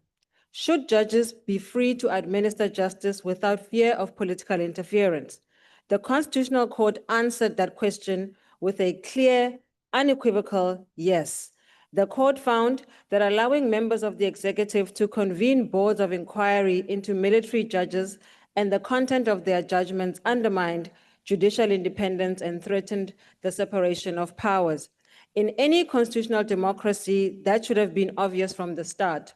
South Africans should ask why it took a Constitutional Court judgment to secure a principle that should have been self-evident from the beginning. The notion that members of the executive could investigate judges for the content of their judicial decisions is fundamentally inconsistent with constitutional governance. Judges do not exist to please politicians. They do not exist to advance government agendas. Judges exist to interpret and apply the law without fear, favor, or prejudice. That principle applies whether the judge sits in a civilian court or a military court. The independence of the judiciary is not a luxury. It is one of the most important safeguards against abuse of power. Without an independent judiciary, there can be no meaningful accountability. Without an independent judiciary, there can be no genuine separation of powers. And without the independent of the judiciary, citizens are left vulnerable to the whims of those who hold political office. Unfortunately, South Africans have witnessed repeated attempts by the governing party to blur the boundaries between political authority and independent institutions. Time and again, our courts have been called upon to remind the government of constitutional limits. Time and again, the judiciary has had to step in where the executive and parliament have fallen short. This case is yet another example where the Constitutional Court has once again been required to draw a boundary that government should have respected from the outset. That is why this amendment matters. It is not merely a technical correction. It is a reaffirmation of the constitutional principle that those who adjudicate must remain independent from those who govern. It sends a clear message that military judges cannot be subjected to executive pressure, intimidation, or scrutiny because of the judgments they deliver. Their loyalty must be to the Constitution. Their loyalty must be to justice. It must be to the rule of law and nothing else. At a time when public confidence in state institutions remains fragile, Parliament has the responsibility to strengthen, not weaken the independence of institutions that protect constitutional democracy. This amendment helps to do exactly that. It reinforces public confidence in military courts. It strengthens the credibility of the military justice system, and it gives a practical effect to the principle that no arm of government should exercise undue influence over another. For these reasons, Action SA supports the Defense Amendment Bill. I thank you. Thank you. The next speaker is the Honorable Jama.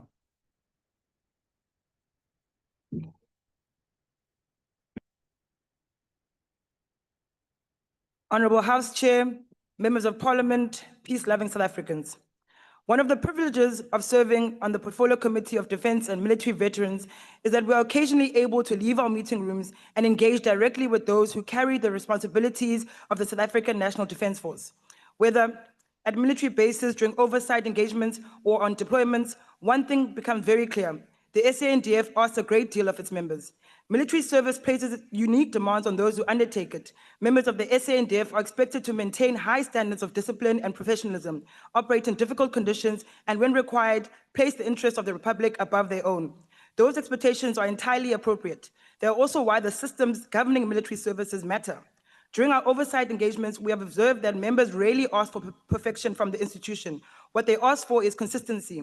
Consistency in standards, consistency in leadership, consistency in how rules are applied. That expectation should not be controversial. In fact, it is one of the foundations upon which military discipline rests. Deputy Speaker, the Defense Amendment Bill comes before this House following the Constitutional Court judgment in the O'Brien matter. Many South Africans listening to this debate may reasonably ask what military justice is and why it matters. Military justice is a system through which the SANDF enforces discipline, addresses misconduct, and resolves disputes within the military environment. It deals with matters ranging from disciplinary offenses and abuse of authority to conduct that undermines military discipline and operational effectiveness. Like any justice system, its effectiveness depends on whether those who participate in it believe it is fair, credible, and capable of applying standards consistently. The Constitutional Court found that stronger safeguards were required to protect the independence of military judges. Parliament is now responding to that judgment. One of the key reforms contained in this legislation is the establishment of the Military Judicial Advisory Committee. While this may sound like a technical amendment, its purpose is important. It introduces a more structured and transparent process around the appointment and management of military judges. Together with strengthened security of tenure and clearer merit-based appointment processes, these reforms are intended to protect judicial officers from improper influence, strengthening confidence in military justice. These safeguards matter because military judges are often required to adjudicate matters involving the very institution within which they serve. Independence is therefore not a luxury. It is a prerequisite for credibility. Deputy Speaker, one of the misconceptions about military justice is that it exists primarily for judges and lawyers. In reality, most members of the SANDF will never interact directly with military judge. What they will experience is whether standards are applied consistently, whether misconduct is addressed when it occurs, and whether authority is exercised responsibly. The most affected by the quality of military justice are therefore ordinary members of the SANDF. They are the members reporting misconduct. They're the members seeking recourse against abuse of authority. They are the victims of sexual misconduct and gender-based violence who must decide whether the institution will respond fairly and effectively. They are the members who depend on military appeals and review processes to correct mistakes when mistakes occur. For them, military justice is not an abstract legal principle. It is part of their daily experience of military service. Every institution encounters misconduct, poor decisions, and abuses of authority. The difference between strong institutions and weak institutions is not whether problems occur, but whether those problems are confronted early and fairly. It is far easier to correct misconduct than it is to rebuild trust once poor conduct becomes normalized. Corruption undermines confidence in leadership. Abuse of authority undermines confidence in command. Gender-based violence undermines confidence in the institution's ability to protect its own. When these matters are not addressed effectively, the consequences extend beyond individual cases. They affect morale, cohesion, and confidence throughout the organization. A military justice system does not exist because soldiers are imperfect. It exists because institutions are. Its purpose is not only to determine whether misconduct is punished, it helps ensure that standards are upheld, wrongdoing is addressed, and authority is exercised responsibly. Deputy Speaker, this legislation is also important because military justice must not only be fair, it must also be efficient. Historical concerns regarding delays in prosecutions and appeals have demonstrated the importance of resolving matters in a timely manner. Justice delayed creates uncertainty for victims, uncertainty for the accused, and uncertainty for commanders responsible for maintaining discipline. An effective military justice system must therefore produce outcomes that are both fair and timely. The relationship between military justice and military effectiveness is often underestimated. Some assume that stronger safeguards for military justice somehow come at the expense of military discipline. We should reject this view. The consequences of a weak military justice system are not confined to disciplinary hearings. They affect morale, cohesion, retention, and ultimately operational effectiveness. A credible military justice system therefore strengthens rather than weakens military effectiveness. The Portfolio Committee spends a great deal of time discussing force rejuvenation, skills retention, and the future capabilities of the SANDF. These discussions are often framed in terms of budgets, vacancies, and recruitment targets. Those factors matter. However, institutions also compete for talent. We often discuss force rejuvenation as though it is simply a demographic challenge. It is also an institutional challenge. The SANDF is not only competing for young people, it is competing for confidence. The SANDF is competing for pilots, engineers, medical professionals, cyber specialists, technicians, and other scarce skills. Young South Africans with these skills have choices. They can pursue opportunities in the private sector, elsewhere in government, or internationally. The SANDF therefore cannot rely solely on patriotism to attract talent. It must also be an institution that demonstrates professionalism, fairness, and integrity. Military justice may not be the first thing a young engineer or cyber specialist considers when evaluating a career. However, institutional culture certainly is. The quality of military institutions increasingly influences the SANDF's ability to attract and retain skilled persons. Chairperson, the SANDF continues to perform critical responsibilities on behalf of the Republic. Its members participate in border safeguarding operations, they contribute to peace support missions on the African continent, they assist during disaster and emergencies, they help protect South Africa's maritime interests and territorial integrity. These responsibilities require resources, training, and capable leadership. They also require institutions that function effectively. When we discuss military capability, we often focus on equipment, platforms, and budgets. Those things matter, but equipment does not create discipline. Equipment does not resolve misconduct. Equipment does not build cohesion. Those are institutional functions. That is why discussions about military justice belong within discussions about military readiness. It is often assumed that military justice and operational readiness occupy separate worlds. We do not believe that this is true. Consider a unit deployed on border safeguarding operations. Consider personnel participating in peace support missions. Consider members responding to disaster or protecting South Africa's maritime interests. These environments demand discipline, cohesion, and confidence in leadership. Members must know that standards will be applied consistently, that misconduct will be addressed appropriately, and that authority will be exercised lawfully. Operational effectiveness is ultimately delivered by people. The effectiveness of those people depends in part on the quality of the systems that support them. Fair military justice also has implications for discipline on deployment. Members operating in demanding environments must have confidence that the rules apply consistently and that disciplinary processes will be applied fairly when problems arise. That confidence contributes to cohesion within units, reduces the risk of disciplinary breakdowns in operational environments where mistakes can carry significant consequences. A force that struggles to retain skills is less effective. A force distracted by unresolved misconduct is less effective. A force whose members lose confidence in internal processes is less effective. Questions of military justice therefore have consequences far beyond courtrooms and disciplinary hearings. They ultimately affect the operational readiness of the institution. Chairperson, those who serve in the SANDF continue to carry significant responsibilities on behalf of all South Africans. Parliament has a responsibility to ensure that systems supporting them are worthy of that service. The Defence Amendment Bill strengthens one of those systems. For that reason, and because it contributes to discipline, professionalism, and operational readiness within the South African National Defence Force, the African National Congress supports the Defence Amendment Bill. Thank you. Thank you. The Honourable Swart. Thank you, Chairperson. Chairperson, last week we considered the Discipline Measures Amendment Bill, which, as previous speakers have indicated, referred to the important O'Brien Constitutional Court that emphasized that military courts and military judges were to be independent from the executive interference. And this, as we all know, enhances judicial independence and emphasizes the fact that judicial independence is not optional and does not stop at the gates of a military base, and that military courts must be free from actual or perceived interference by the executive. But what happens in the case that you have a so-called independent military judge who passes a judgment that senior officers are not happy with, And that senior officer then convenes a board of inquiry into your conduct and into your judgment. And this is obviously an untenable situation, and that aspect is now covered by this amendment bill. It would clearly be unacceptable for an executive senior officer to convene a board of inquiry into your judgment and would infringe on the independence of the judiciary. And it's very important that whilst discipline in the military is to be emphasized, and there are many issues of misconduct, at the same time, those soldiers are entitled to a military justice system that is fair, independent from interference from senior officers. And the public too must have confidence that justice within the military is administered without fear, favor, or prejudice. And so this amendment deals with that aspect, deals with the Constitutional Court, and the ACDP supports this amendment as it enhances the independence of the judiciary.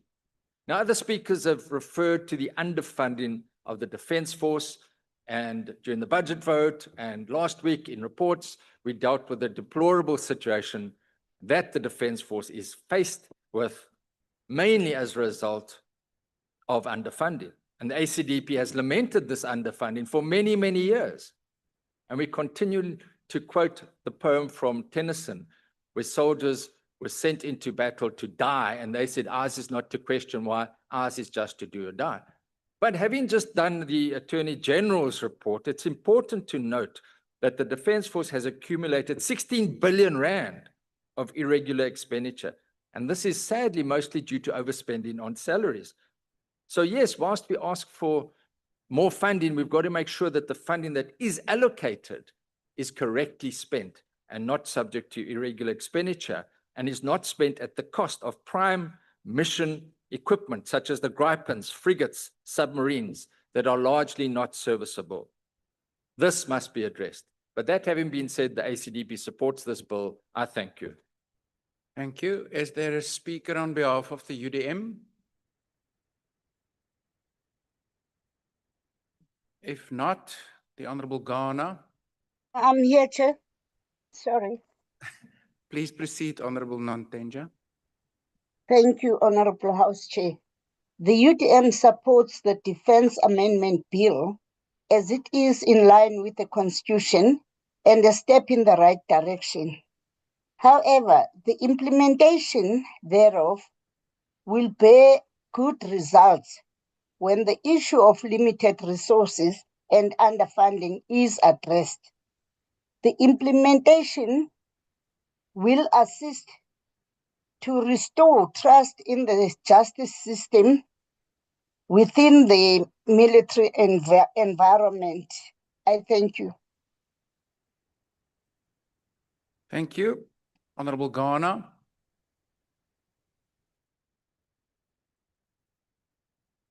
If not present, is there a speaker on behalf of BOSA? The ATM, Al-Jamaa, the NCC, the PIC, Dr. Maglatse.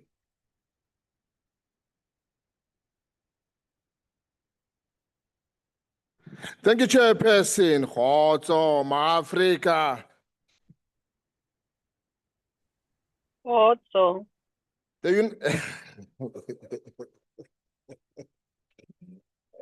The United African Transformation note the report on the Portfolio Committee of Defense and Military Veterans on the Defense Amendment Bill. At face value, the bill appears modest. It seeks to exclude the military judges and senior military judges from participating in the Board of Inquiry, thereby strengthening the independence and impartiality of the military justice. This amendment followed the constitutional concern regarding the relationship between military command structures and military judicial officers. In that regard, the principle behind the bill is sound. However, Chairperson, this House must not confuse the legal housekeeping with the genuine defense reform. The SNDF The SNDF today faces far greater challenges than those addressed by the bill. Our defense force continue to struggle with budget reductions, deteriorating infrastructure, aging military equipment, declining troop readiness, the growing demand on peacekeeping and border safeguarding operations. The ordinary soldier in the barracks is not asking whether military judges sit on the board of inquiry. They are asking whether the uniform will be replaced, whether military hospital will function effectively, whether they will receive proper training, and whether their families will enjoy decent living conditions. The reality is that judicial independence in the military is important, but independence without capacity will not secure our nation. A professional defense force requires both constitutional compliance and adequate resources. The bill addresses one aspect of institutional integrity, but it does not address the broader crisis confronting the SNDF. Parliament must therefore ensure that amendment is accompanied by meaningful investment in defense capabilities, improved condition of service, and proper support for military veterans. The UAT support measures that strengthen constitutional governance, but we remain concerned that government continue to focus on administrative reform while neglecting strategic decline of a South African defense capability. Is there a speaker on behalf of the Good Party? If not, the Honorable Shalembe.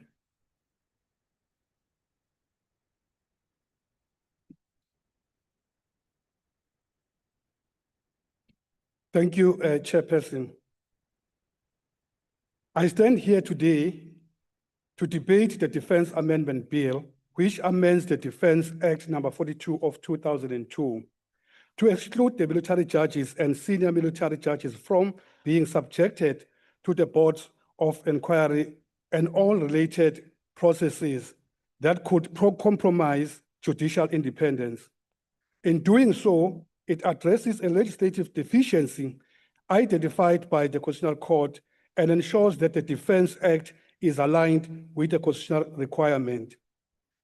Kuke kuzosiza kakhulu-ke thina lokhu ngoba kuzokwenza manje ukuthi kube khona ukukhululeka, kungabikho ukugxambukela nanokuthi kwahlulela kuhambe ngendlela efanele.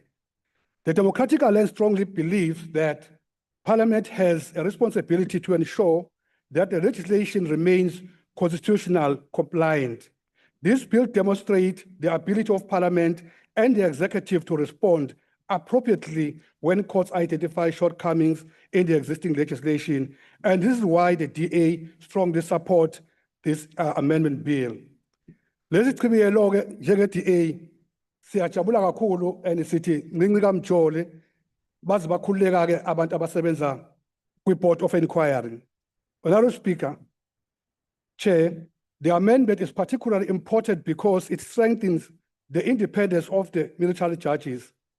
Judicial officers, including military judges, must be able to perform their duties free from inappropriate influence or perception of interference. The exclusion of military judges from the Board of Inquiry is therefore an important safeguard for the integrity and credibility of the military justice system. The Democratic Alliance finds it very concerning that this defect in the Defense Act is only being seen now after 2 decades. We wonder how many decisions were taken with the influence of the executive on the Board of Inquiry using these weaknesses in the Defense Act number 42 of 2002. Honorable Chair, a professional military requires not a capable soldiers or commanders, but also a fair, impartial, and trusted system of military justice. This amendment contributes to that objective and supports the broader principle of accountability under the rule of law. Military discipline remains a cornerstone of an effective defense force, and independent military justice system does not weaken discipline, but strengthens discipline by ensuring that decisions are taken fairly, consistently, and in accordance with the law. Hence, the DA is fully supporting this amendment. You cannot have discipline without independence. This bill fixes what should never have been broken. Honorable Chair, honorable members of this august House will recall that the Parliament previously considered the Military Discipline Supplementary Measures Amendment Bill. This bill complements those earlier amendments and forms part of the broader process of strengthening and modernizing the military justice framework in line with the constitutional principles. The Portfolio Committee played an important role in defining and ensuring compliance with the Constitutional Court mandate.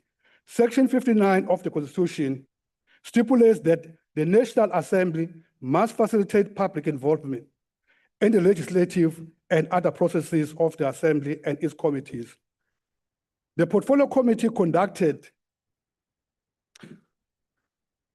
the required parliamentary processes, including public participation. The bill was advertised widely, written submissions were received and considered, and the committee deliberated on the contents of the bill. Following these deliberations, the committee then agreed to the amendments. Phela inhloso enkulu yalo umthetho lo ukuvimba ukuqhambukela kongqongqoshe kanye namajaji lapha imbutho ezokuvikela ukuthi aphazamise ukusebenza kwe-Board of Inquiry. Lokho nje kukodwa kusho into enkulu kabi siyiqembu le-DA ngoba sesiyazi ukuthi kuphele nya ukuchanasa nokugcagcaza kongqongqoshe laphayana beyijabulela ukuthi nabefuna into ethile vele bayisho yenzeka. Ayisezi kwenzeka, kusho ukuthi kufanele siyiqembu le-DA sijabule sithi ncinci kamjole ngaloko kwenzakalayo. To the PA, grandstanding fueled by conflict-led tendencies with no respect for Parliament is a disgrace. In closing, the Democratic Alliance support the bill. Thank you. The Honorable Hala.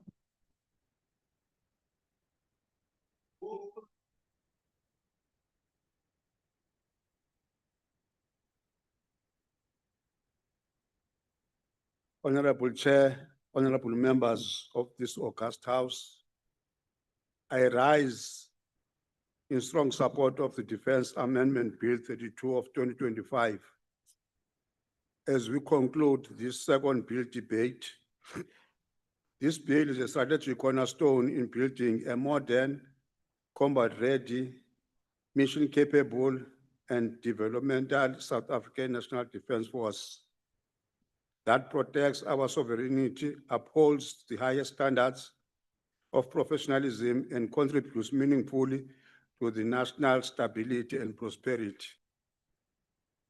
Honorable members, a fair, credible, and independent military justice system is the foundation of discipline, professionalism, morale, and operational readiness. It ensures that our soldiers can perform their duties with higher standards of conduct, knowing that justice serves both the accused and victims while supporting the unique demands of military service. This reform directly bolsters the SANDF's ability to execute its demanding roles effectively and sustainably. At the heart of our current domestic efforts stands Operation Prosper, a powerful demonstration of the SANDF's indispensable role in partnership with the South African Police Service, authorized under Section 201(2)(a) of the Constitution.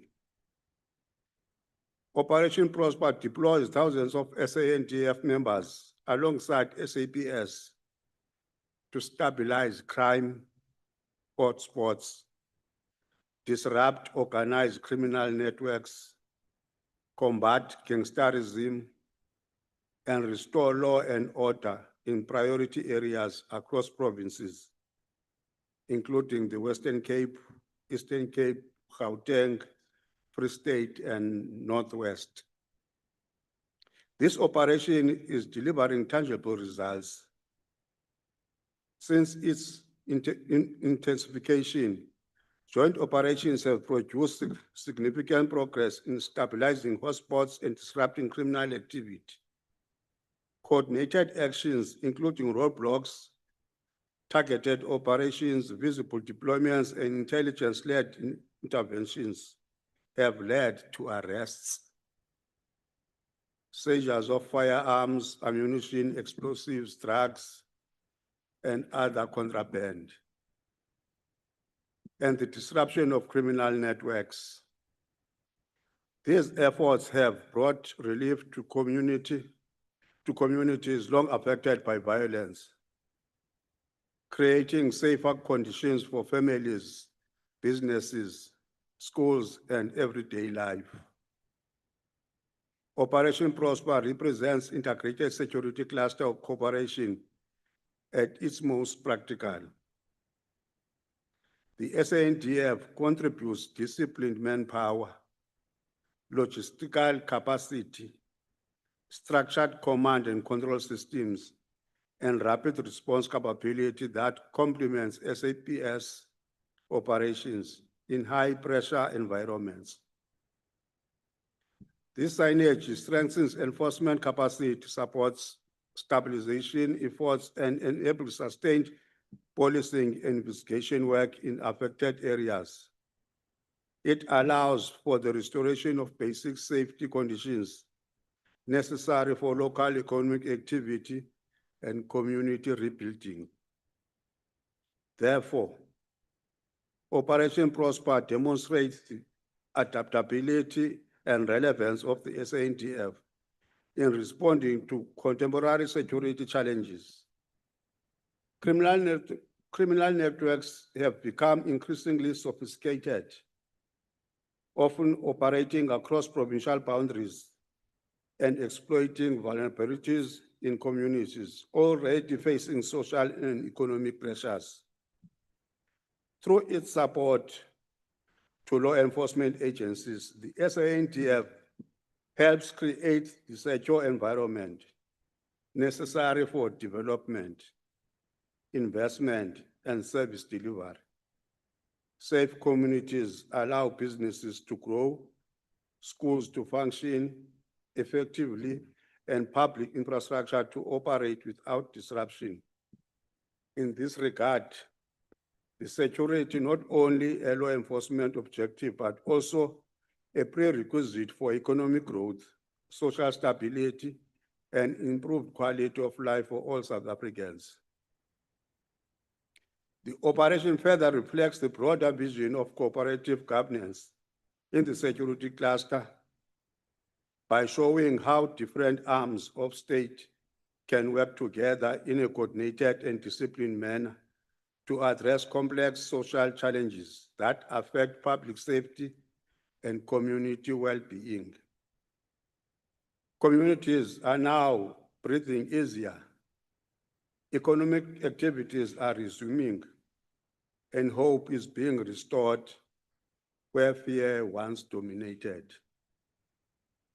This bill provides the strengthened military justice framework that will further professionalize the personnel participating in operations like Prosper by upholding rights alongside military discipline.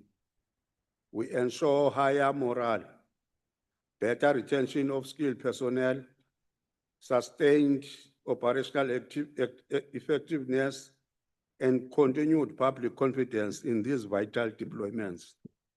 In conclusion, honorable members, I call on this House to pass the Defense Amendment Bill 32 of 2025 with overwhelming support.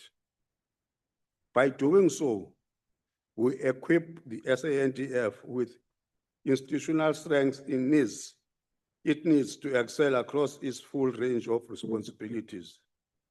We are building a defense force that is professional, developmental, respected, and ready. One that safeguards our sovereignty, protects our people supports internal stability through initiatives such as Operation Prosper and contributes to a safer, more prosperous South Africa. Let us unite in advancing this progressive legislation for the benefit of our nation and the effectiveness of Defence Force. I thank you. To reply to the debate, the Honourable the Minister of Defence and Military Veterans.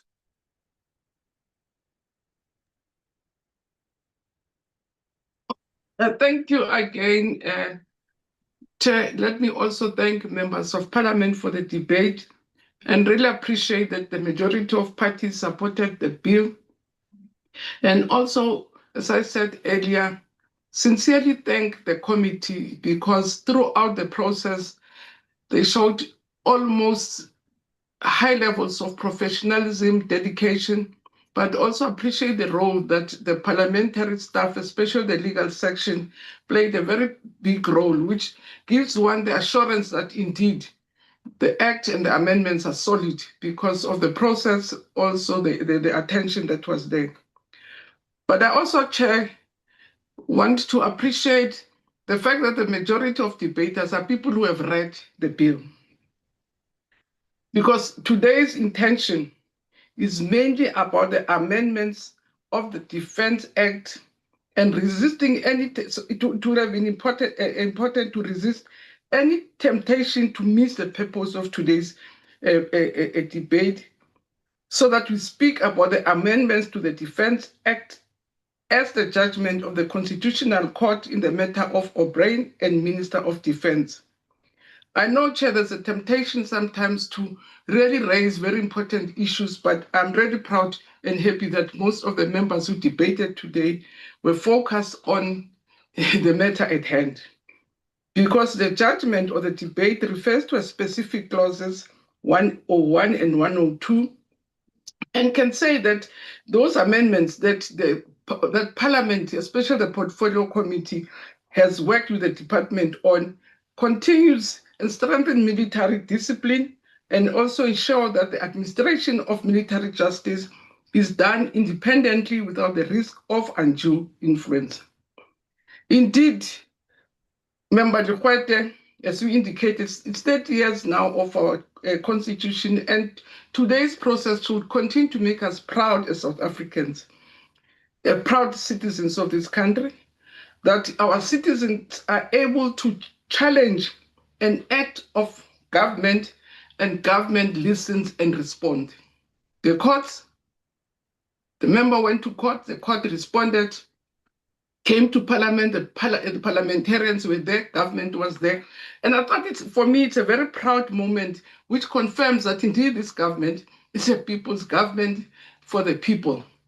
As an individual, you are able to challenge. So no one is any small, like a. So all of us as individuals, as citizens, we have the power to hold our government to account. And I think for me, this process was a very proud moment where, as I said, you can get the judiciary, you can get parliament, you can government, you get experts, you get lawyers coming together to make necessary amendments.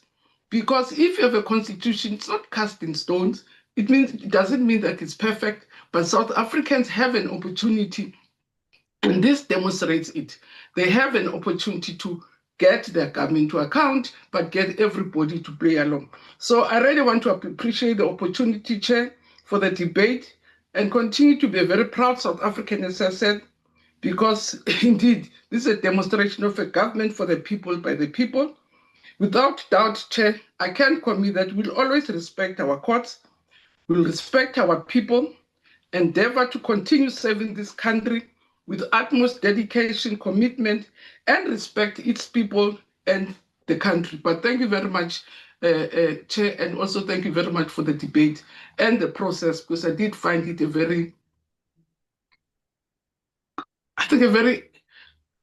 heartening process with all the parties really engaging meaningfully. Thank you, Honourable Minister. To end up to where we are. Thank you very much, Chair. Thank you, honourable members. That concludes the debate Are there any objections to the bill being read a second time? The MK party? Please note the objections of MK. Any further objections? With that objection noted, the bill is agreed to. The secretary will read the bill a second time. Defence Amendment Bill. The bill will be sent to the National Council of Provinces for concurrence.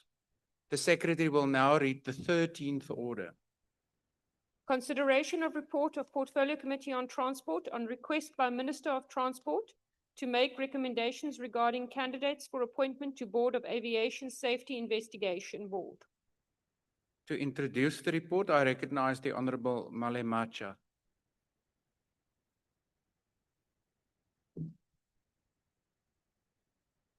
Thank you very much, House Chair, the Minister, fellow members.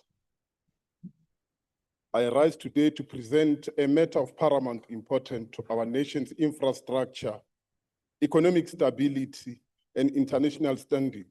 The confirmation and appointment of members to Civil Aviation Amendment Act, Evaluation Safety Investigation Board, ASIB. Aviation is not mere a sector of laxity. It is a critical artery of our globalized economy. Every single day, thousands of lives and millions of rands in cargo rely absolutely on this airspace. Our skies are safe, not coincidentally, but rigorously and healingly designed. And at the absolute center of that safety architecture sit this highly specialized independent board. Honorable members, we must look closely at what this board actually represents. It is the ultimate shield against complacence. When incident or accident occur, it is this independent body that must investigate without fear, favor, nor prejudice. Their findings dictate our future regulation, prevent recurring tragedies, and maintain our compliance with international bodies like the International Civil Aviation Organization. However, oversight bodies only as strong as people who command it. For too long, vacancies, transient period have transferred to slow down the machinery of accountability. We cannot afford delay. A backlog in safety investigation is a direct risk to our aviation rating, which in turn hurts tourism, trade, investor confidence. That is why the board, therefore, that is why the board before us today is critical. We are not just filling the seat, we are restoring fully operational capability to vital organ of the state oversight. The portfolio committee has done its due diligence. The names put forward today represent carefully balanced metric of deep technical expert, legal acumen, and operational expert. We have ensured that this incoming board possess veteran aeronautical engineers and investigators who understand the physical mechanics of aviation safety. It includes legal minds capable of navigating complex international aviation law, alongside management experts who understand the human factors and systematical pressure within the commercial flight desk and air traffic control centers. Furthermore, the collective bodies reflect the diversity and transformation goals of our democracy. The individuals have been vetted, interviewed, and scrutinized to ensure that they hold their highest ethical standard. They are fit for purpose and they are ready to serve. House Chair, the challenge ahead for this new board are significant. The aviation landscape is changing rapidly. We are seeing the rise of unmanned aerial vehicles, advanced digital navigating system, and a new environmental regulation. The board must not only look backwards to investigate the past incident, but look forward the anticipated future risk. To the incoming members, our message from the parliament is very clear. Maintain your independence, guard integrity. The public trusts you to uncover the truth, no matter how uncomfortable it might be for airline, manufacturers, or state entity. To this house, I say, let us give this board the legislative and political backing it requires. Let us approve the appointment without delay so that they can get to work immediately. Honorable House Chair, the safety of our skies cannot be compromised, and it cannot wait. I move that this House adopt the report and confirm the appointment to the Aviation Safety Investigation Board. I so move. Thank you so much. Thank you. I will now afford political parties wishing to do so an opportunity to make declarations. The usual times will apply. The MK party. Honorable members on the virtual platform, and specifically the Honorable Bowman, please remain muted until you're recognized. No, thanks very much, Chairperson. We want to take this opportunity to commend our people who came out in their thousands in eThekwini yesterday to demonstrate against illegality. Honorable Speaker, and the House, the MK party. Honorable member, just hold on for a moment. Honorable Bowman on the virtual platform. I've requested you already to mute. Please mute and remain muted until you're recognized.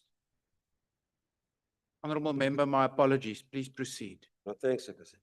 The MK party rises in this particular House to reject to participate in the abortion of accountability. The minister comes to this House with a request. She asked the Portfolio Committee on Transport to make recommendations regarding the candidates for the appointment of the board of the Aviation Safety Investigation Board. And she grounds his request on Section 15(2)(e) of the Civil Aviation 2009 Act, number 13 of 2009. Let us read the minister's own words. In correspondence to table before this House, the minister requests that the relevant committee of the National Assembly conduct interviews with shortlisted candidates for appointment members to the board. In terms of Section 15(2)(e) of the Civil Aviation Act 2009. Now, let us turn to the very section 15 that states that the expert who assists the minister may include persons with aviation knowledge, legal background, or accident investigation experience. It says nothing, absolutely nothing about the Portfolio Committee sitting in the judgment to conduct the interviews and shortlisting candidates. Yet, what we see, the Portfolio Committee conducted interviews on the 26th and 27th of February.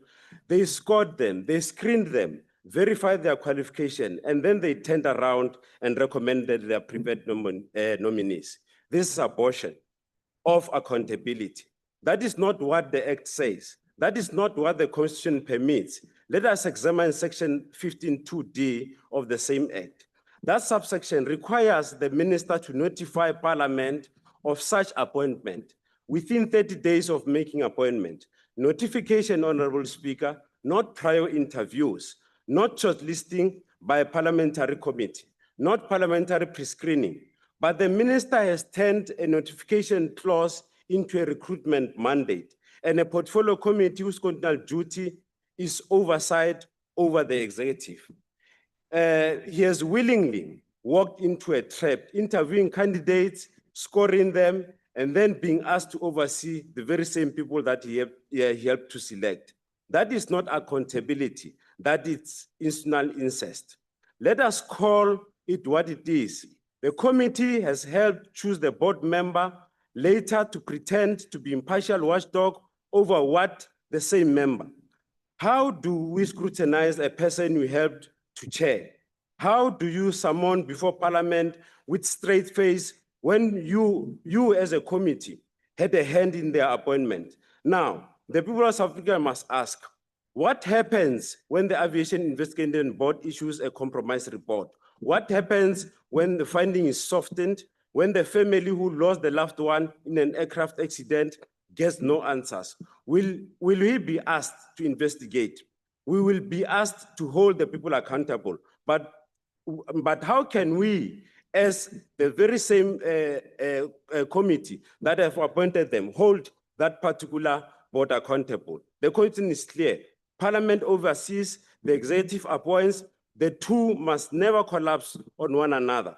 Oversight requires distance. Independence requires separation. But this process, this creates a very contradiction. It blurs the lines of parliament and the responsibilities of the two institutions. The very same machinery is supposed to monitor, which is the committee. When the portfolio committee sits in the interviews and claims to supervise the results, we can say without no shame that is the abortion of the constitution. Thank you, Honourable and it Member. will not actually assist in time is now overseeing what is expired. expected to be done. Amandla. The EFF.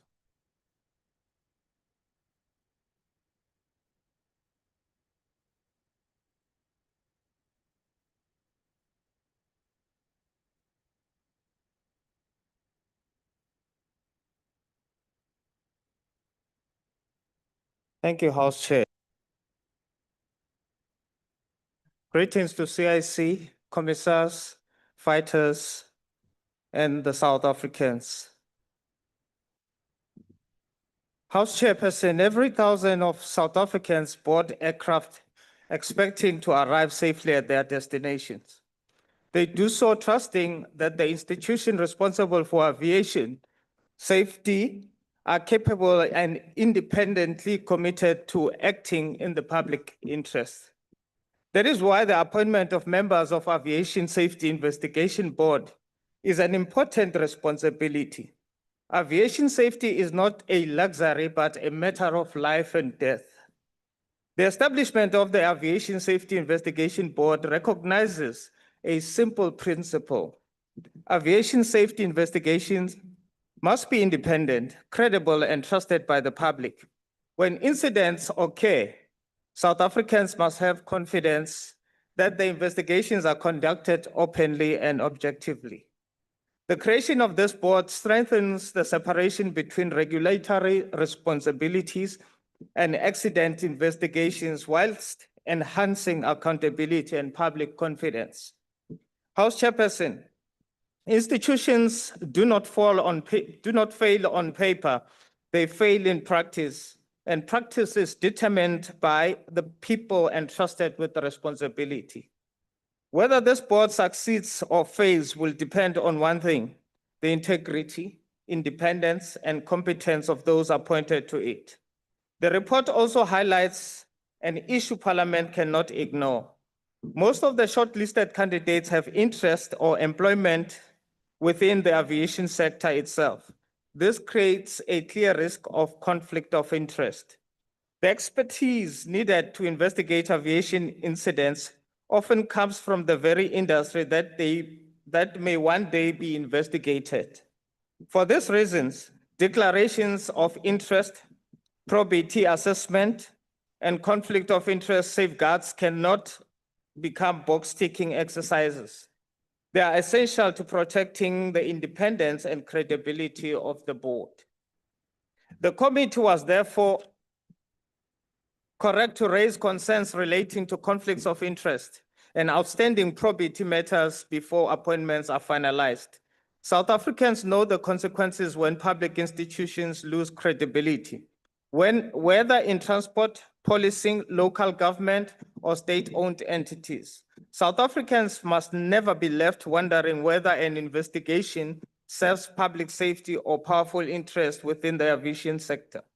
The purpose of independent investigation is not simply to produce reports, it is to establish the truth, identify failures, ensure Thank you, accountability, Honourable and Member. prevent future Your time has incidents. now expired. EFF supports. Thank you. The IFP.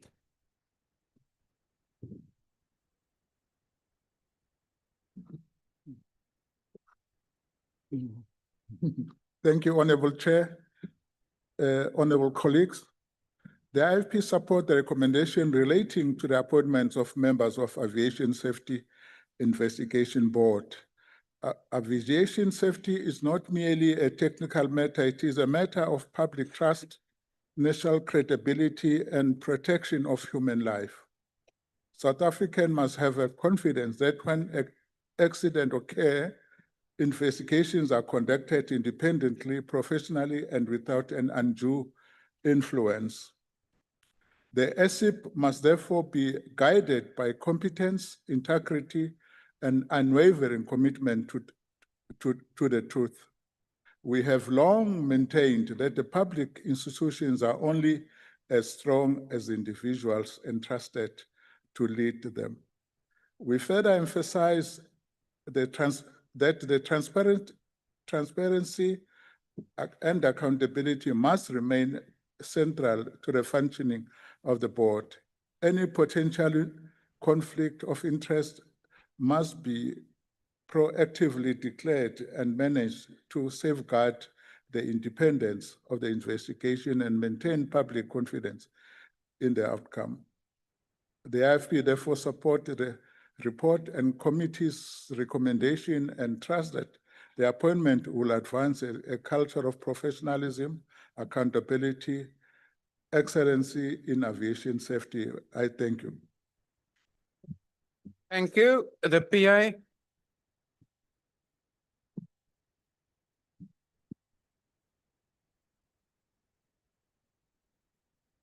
Honourable Speaker, honourable members, fellow South Africans.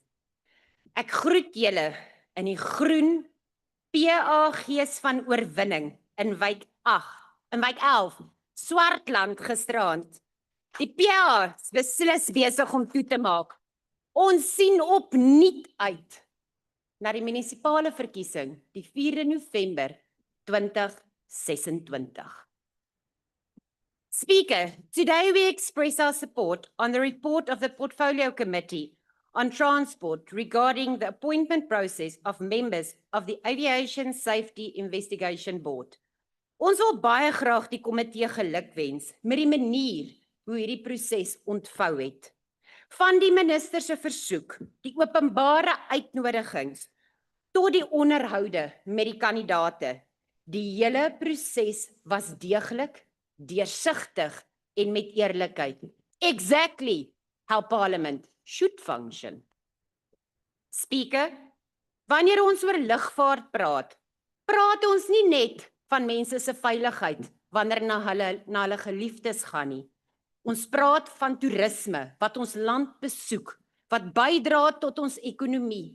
Ons praat van besighede wat staat maak op veilige vervoer. Ons praat van geld wat hande wissel. Ons praat van 'n ekonomie van 'n land wat opgetel word. Die vertroue dat wanneer daar 'n vliegtuig opstyg, alles moontlik gedoen is om die passasiers sowel as die bemanning se beveiligheid te bevorder. Daarom is die Aviation Safety Board so kardinaal belangrik.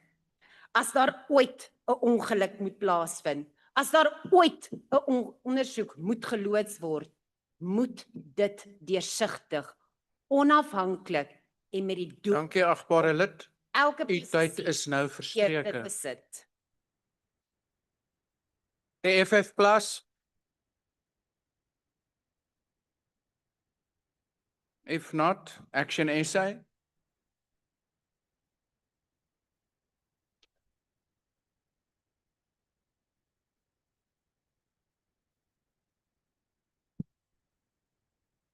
Thank you very much, House Chair. Before I start, House Chair, our boys are abroad doing very incredible work. And I'd like to say, halala, bafana, halala. They must know that the members of this house are with them in spirit as they represent us in Mexico. Honorable House Chair, Action SA welcomes the committee's recommendations regarding the candidates for appointment to the board of the Aviation Safety Investigation Board. Aviation safety is a matter of national importance. It is therefore of utmost importance that the ASIP must be beyond reproach, independent in its investigations, and trusted by both the aviation industry and the traveling public. While we support the establishment of a capable and credible board, we must note concerns raised regarding the probity of certain candidates, especially Colonel Serone, who performed excellently during interviews, by the way, and Ms. Moeletsi. Although they've performed exceptionally, these concerns cannot simply be brushed aside. Public confidence in the board depends not only on the competence of its members, but also on the integrity and fitness to serve. We therefore urge that any outstanding concerns be thoroughly addressed before appointments are finalized. We further note the committee's observation that 8 of the 9 interviewed candidates currently hold active business directorship or are employed within the aviation industry. While the industry expertise is valuable, it also presents a significant risk of actual or perceived conflicts of interest. Any individual that is appointed to the board must fully disclose all interests and recuse themselves where necessary. Action SA therefore supports the recommendations subject to the strict enforcement of probity requirements and comprehensive conflict of interest management measures. I thank you very much, House Chair. Thank you. The ACDP.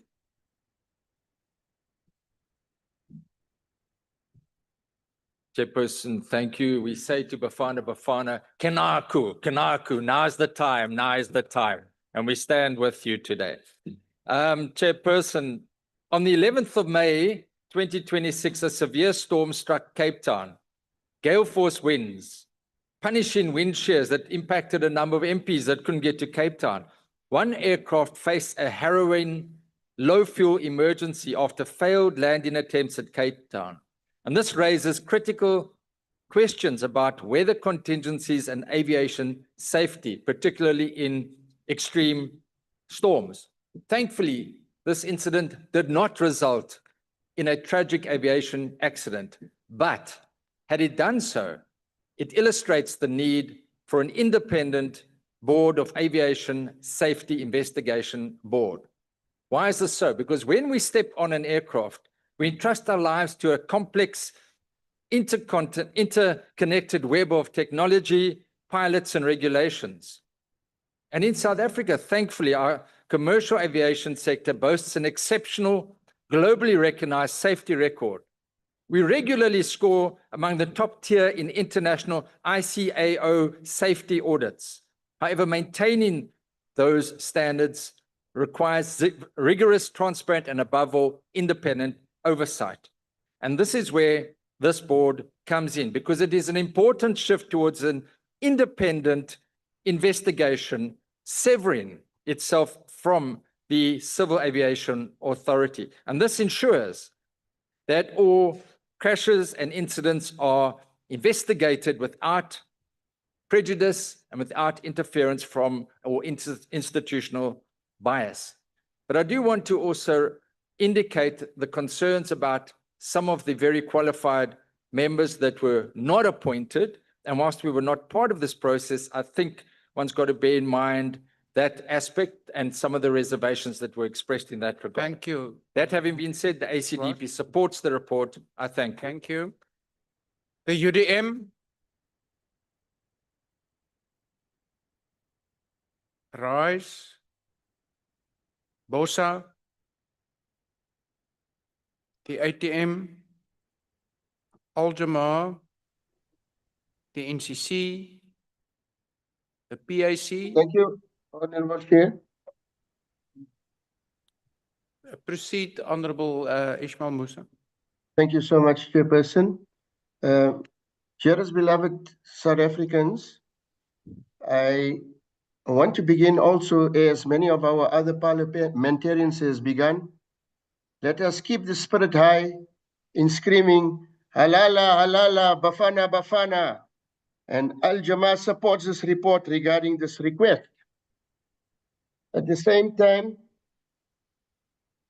the establishment of the Aviation Safety Investigation Board represents an important milestone in strengthening aviation governance in South Africa. Independent and professional accident and incident investigations are essential to ensuring public confidence in our aviation sector and to enhancing the safety of passengers, crew members, and all aviation stakeholders.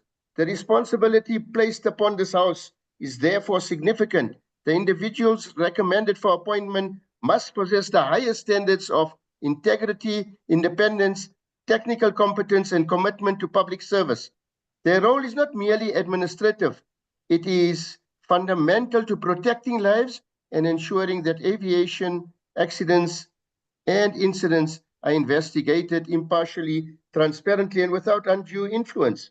South Africa's aviation sector remains a critical component of economic growth, tourism, trade, and regional integration. A credible and effective aviation safety investigation board will continue towards maintaining international confidence in our aviation regulatory framework and ensure compliance with global best practices and standards. Al-Jamaa commends the committee for conducting a transparent and rigorous process in considering the nominations. We trust that the recommended candidates will execute their duties with professionalism, independence, and diligence in the interest of aviation safety and South African public. Thank you, Honorable Ishmael Musa. Your time is A now expired. long way. Thank you. I'll give another call to the NCC and the PAC. If not, the UAT.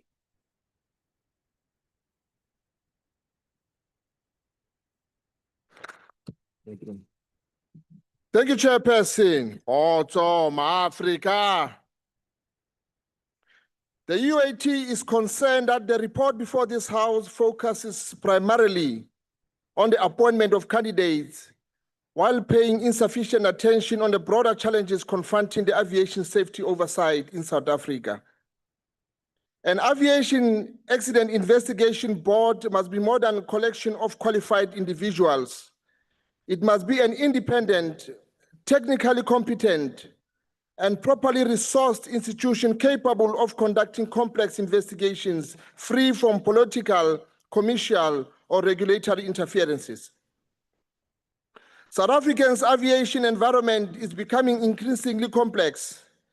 Modern investigators require expertise in aviation operations, engineering, cybersecurity, data analysis, human factors, and forensic investigation.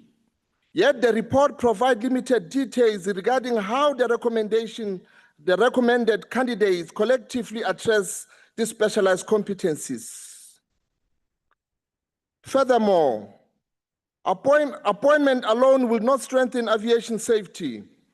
The real question is whether the institution has resources, technology, investigative capacity, and the independence necessary to identify the root causes of accidents and to prevent future tragedies. We are equally concerned that the Parliament has not been provided with sufficient information regarding performance measures, accountability mechanism, and safeguard to ensure that the board remain independent from both industry influence and executive pressure. Chairperson, South Africans deserve more than a process of filling positions. They deserve an aviation safety system that inspires confidence, protect lives, and meet international best practices. Thank you. Good. The DA.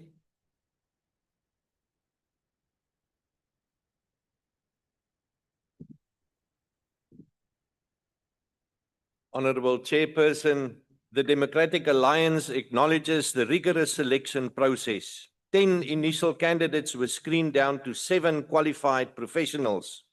From this ranked list, the Minister will choose 5 to establish South Africa's first ever Board of Aviation Safety Investigation. This specialized body is a critical step forward. Currently, a tangled web of 13 different pieces of legislation governs the regulation, adjudication, and investigation of our aviation sector. We need streamlining. We need it now. The aviation sector is a vital engine of the South African economy. It contributes to over 100 billion rand to our GDP. It secures 46,000 direct jobs and supports more than 260,000 total jobs when integrated with tourism. We cannot afford to let this industry stall. Yet our skies are facing a safety crisis. Between 2022 and late 25, over 400 aviation incidents occurred. 131 of those in the 24-25 fiscal year alone. Most alarming is the 200% spike in fatal crashes during the 25-26 fiscal year. Out of the 43 incidents in that period, 12 were fatal, claiming 17 lives by December 25. These are not just statistics, these are human lives. Despite valid concerns from stakeholders, the DA anticipates that this new board will establish absolute independence from the South African Civil Aviation Authority. A foundational principle of administrative law is the strict separation of regulation and investigation. You cannot have the same entity acting as both player and referee. Professional governance dictates that the body establishing rules must not be the same body investigating by those rules failed. The ideal investigator must report directly to Parliament, completely independent of the South African Civil Aviation Authority. As a regulator, the SACA is human, but it is subject to error. The goal of any crash investigation is not to assign blame, but to uncover the truth. Investigations must have the freedom to challenge the regulator without fear of victimization or retaliation, and their findings must be made public. We have seen what happens when independence is compromised. Look no further than the tragic crash of a civil aviation calibration aircraft in January 21. That inquiry required a critical look at the regulator itself. Instead, our aviation authority hired the Aircraft Accident Investigation Bureau of Ethiopia as a consultant. What followed was an exercise of blame shifting and reluctance to hold our own institutions accountable. We cannot repeat these mistakes. Establishing this board also positions South Africa as a continental leader, because only 70 out of 193 ICAO member states have an independent investigator. Many nations with economies smaller than ours have already taken this step. South Africa must lead by example. Furthermore, the legal fallout from the grounding of entire fleets, such as SAA, SemAir, Mango, and ComAir, highlights a critical flaw in current enforcement. The regulator must shift away from a sudden death approach based on a single inspection. Instead, we need a continuous constructive engagement process with airlines and maintenance and organizations. Speaker, the DA stands firmly for a system of check and balances. The rising tide of accidents and incidents and the compliance failures of recent years have no room for debate. The separation of regulation and investigation is non-negotiable. The DA supports this report, and we will be watching. We will monitor the establishment of this board with a hawk's eye, and we will not hesitate to take action if its independence is compromised. I thank you. Ndiabulela ngekesha inendipe lona. Ek dank u. Thank you, Honorable Member. The ANC.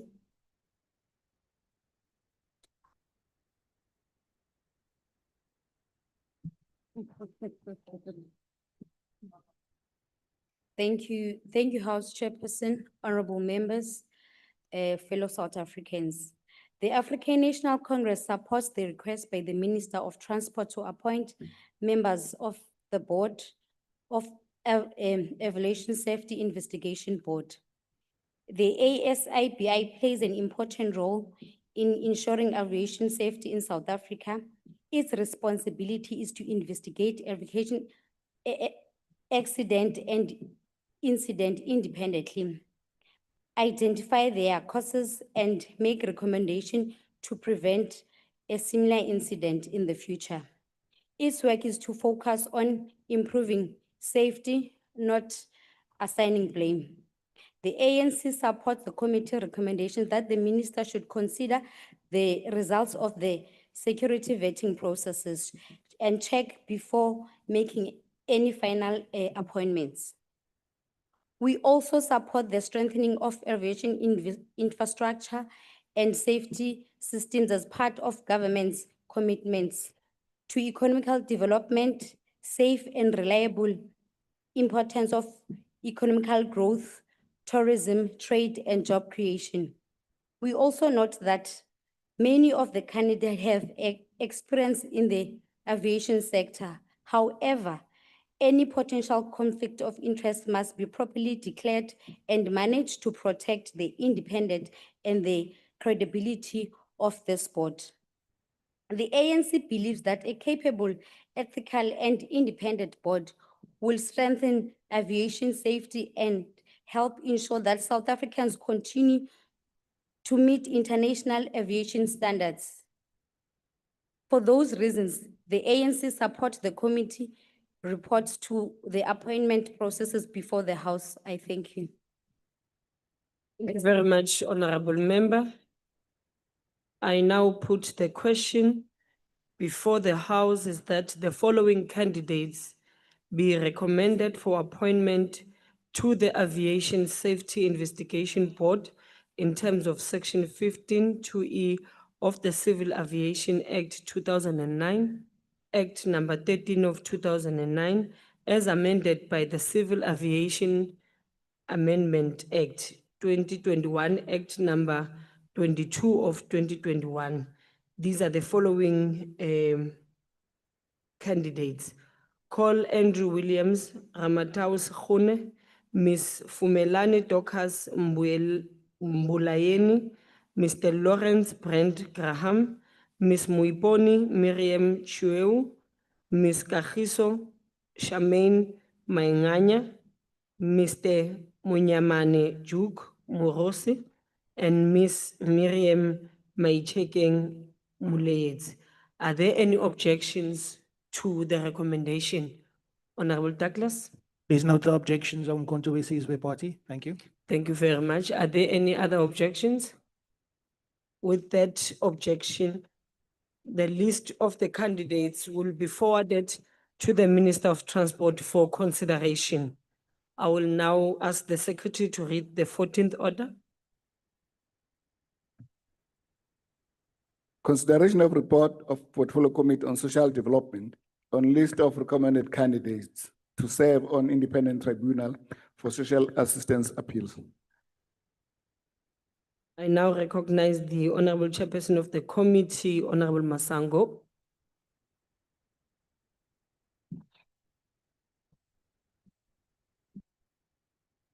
Thank you, Honorable House Chair. I rise to table the report of the Portfolio Committee on Social Development on the list of recommended candidates to serve on the Independent Tribunal for Social Assistance Appeals and to request that this House adopt the report. At first glance, this may appear to be a routine administrative matter. It may seem like we are merely considering a list of names and complying with the requirements of legislation. But honorable members, this report is about much more than names on a page. It is about the elderly grandmother who depends on her grant to buy food and medication. It is about a parent caring for a child with a severe disability and relying on social assistance to provide daily care. It is about a person living with a disability who has nowhere else to turn when an application for assistance is declined.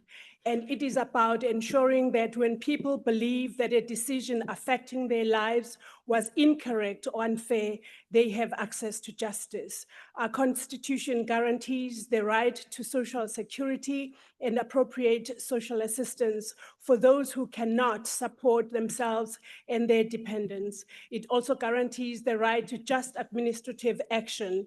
These are not abstract principles. They are rights that must be felt and experienced by ordinary South Africans.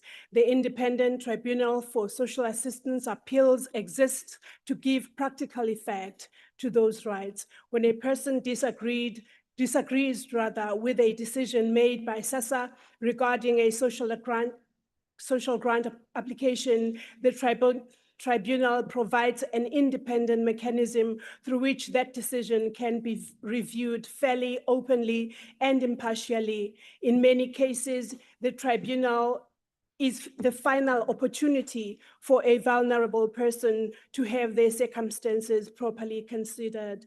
That is why the committee approached this matter with the seriousness it deserves. The Social Assistance Act requires the minister to appoint appropriately qualified persons to serve on the tribunal after consultation with Parliament.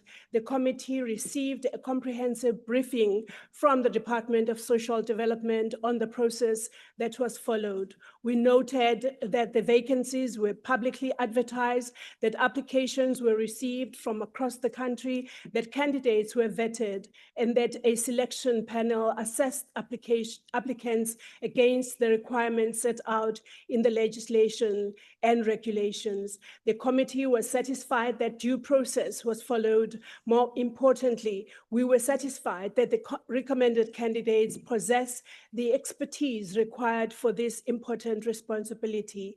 The recommended list include experienced legal practitioners, medical practitioners, and a technically skilled civil society member. Together, these individuals bring decades of experience in law, medicine, administrative justice, disability assessments, data analysis, and adjudication.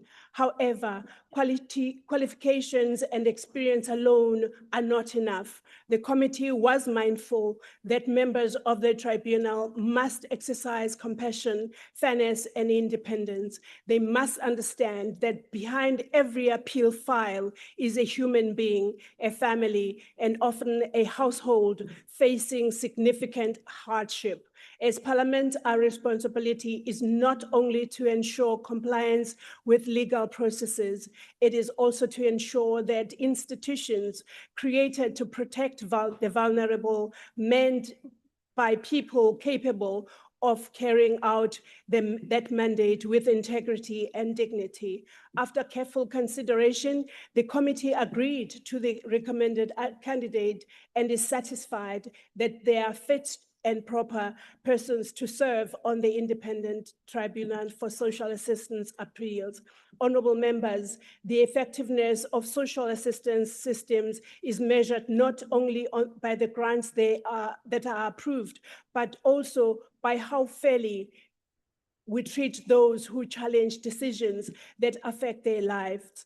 By supporting these appointments, we strengthen an institution that protects the rights of some of the most vulnerable members of our society. I therefore table this committee report and respectfully request this House to adopt it. Thank you, Honorable House Chair. Thank you very much, Honorable Member. Honorable members, I will now recognize political parties wishing to make a declaration. The usual times for declaration of votes will apply. The MK.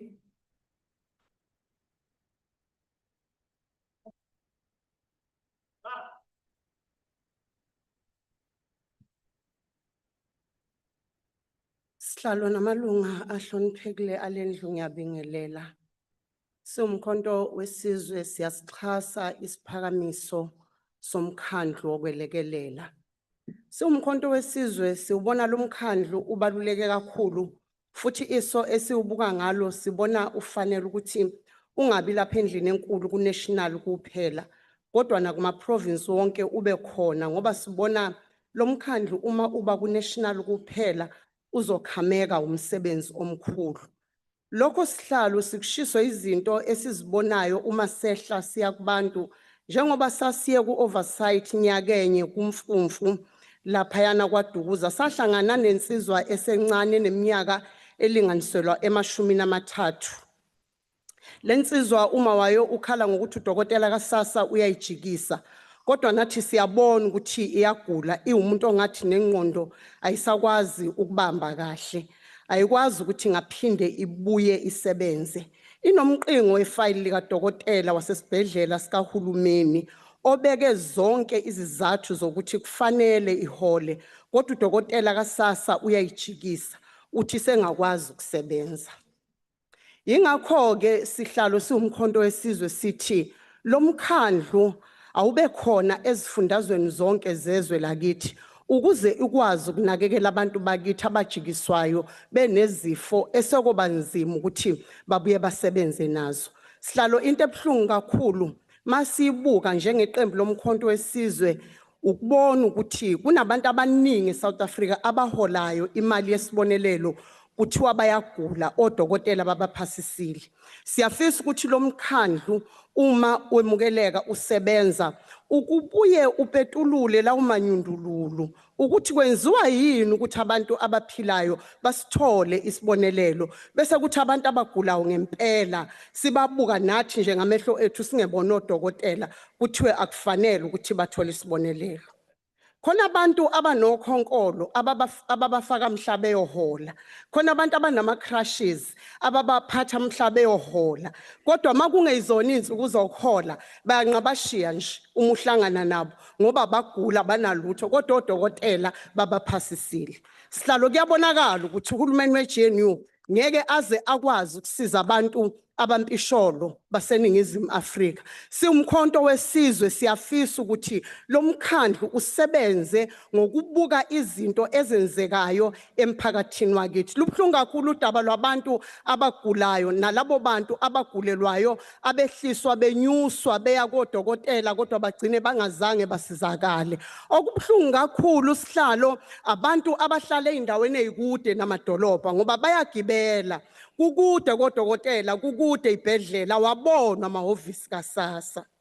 Siwumkhonto wesizwe sizwelana kakhulu nabantu baseningizimu Afrika ikakhulu labo bantu abaphila nezifo ezingeke zisabavumela ukuthi bakwazi ukuyosebenza. Siwumkhonto wesizwe sisenhlungwini enkulu kakhulu ngoba sivele eindaweni zasemakhaya siyalibona usizi lwabantu ababhekene kunzima ukulokhu beqhubeka begibela ngoba banabo pheni bokugibela baye emadolobheni baye ezibhedlela ngoba zonke insiza zikude nomuntu ompisholo ophila eindaweni zasemakhaya akekho umuntu olinakile udaba lakhe. Yingakho ke njengeqembu lomkhonto wesizwe sinxusa ukuthi ngomhla zizine kuLwezi abaphuma abantu baseningizimu Afrika bayovotela umkhonto wesizwe ukuze sikwazi ukubalekelela. Ngiyathokoza sihlalo. Thank you. EFF.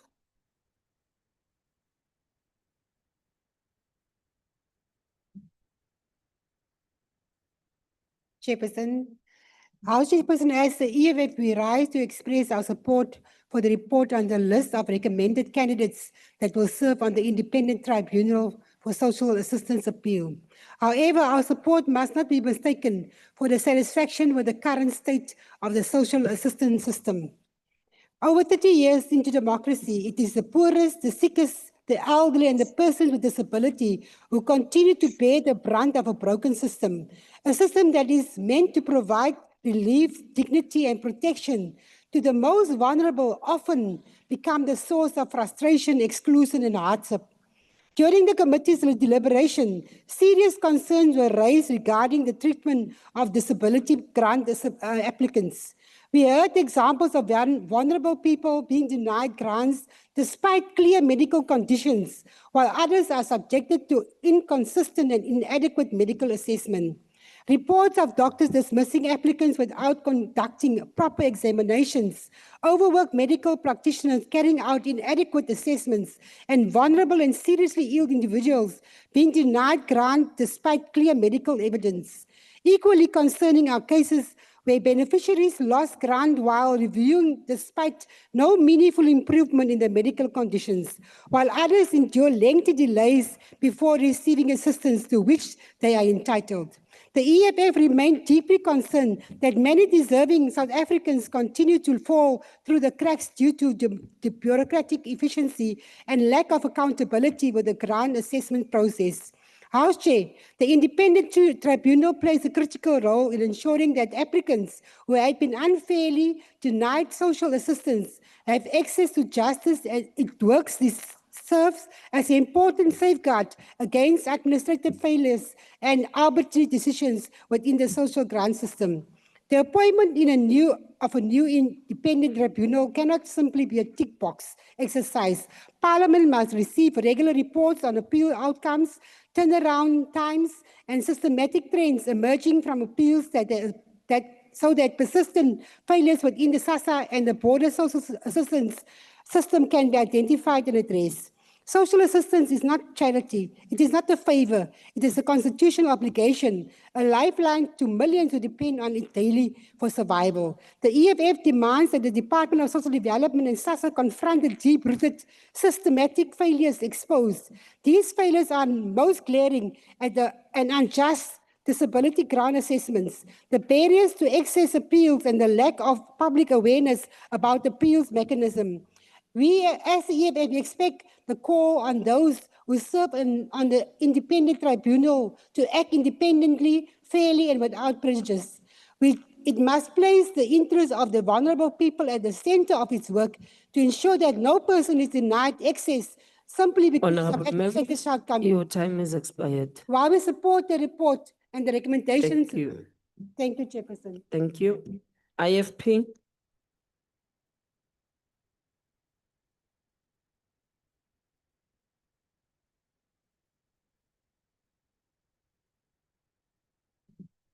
Thank you, Honorable House Chairperson. The Tribunal for Social Assistance Appeals plays a critical role in the lives of thousands of South Africans by offering them a second chance to access social grants. The members of this tribunal decide who is allocated funds to buy food, pay their children's school fees, and everything in between. For this reason, it is essential that the final candidates selected by the Portfolio Committee of Social Development reflect a diverse mix of professionals. This will help ensure that each appeal is evaluated fairly. In light of this, the IFP welcomes the Portfolio Committee's final selection for the tribunal, which includes a near-even split of both legal and medical professionals. However, we must remember that the appeal system is only effective if citizens are empowered to undertake it.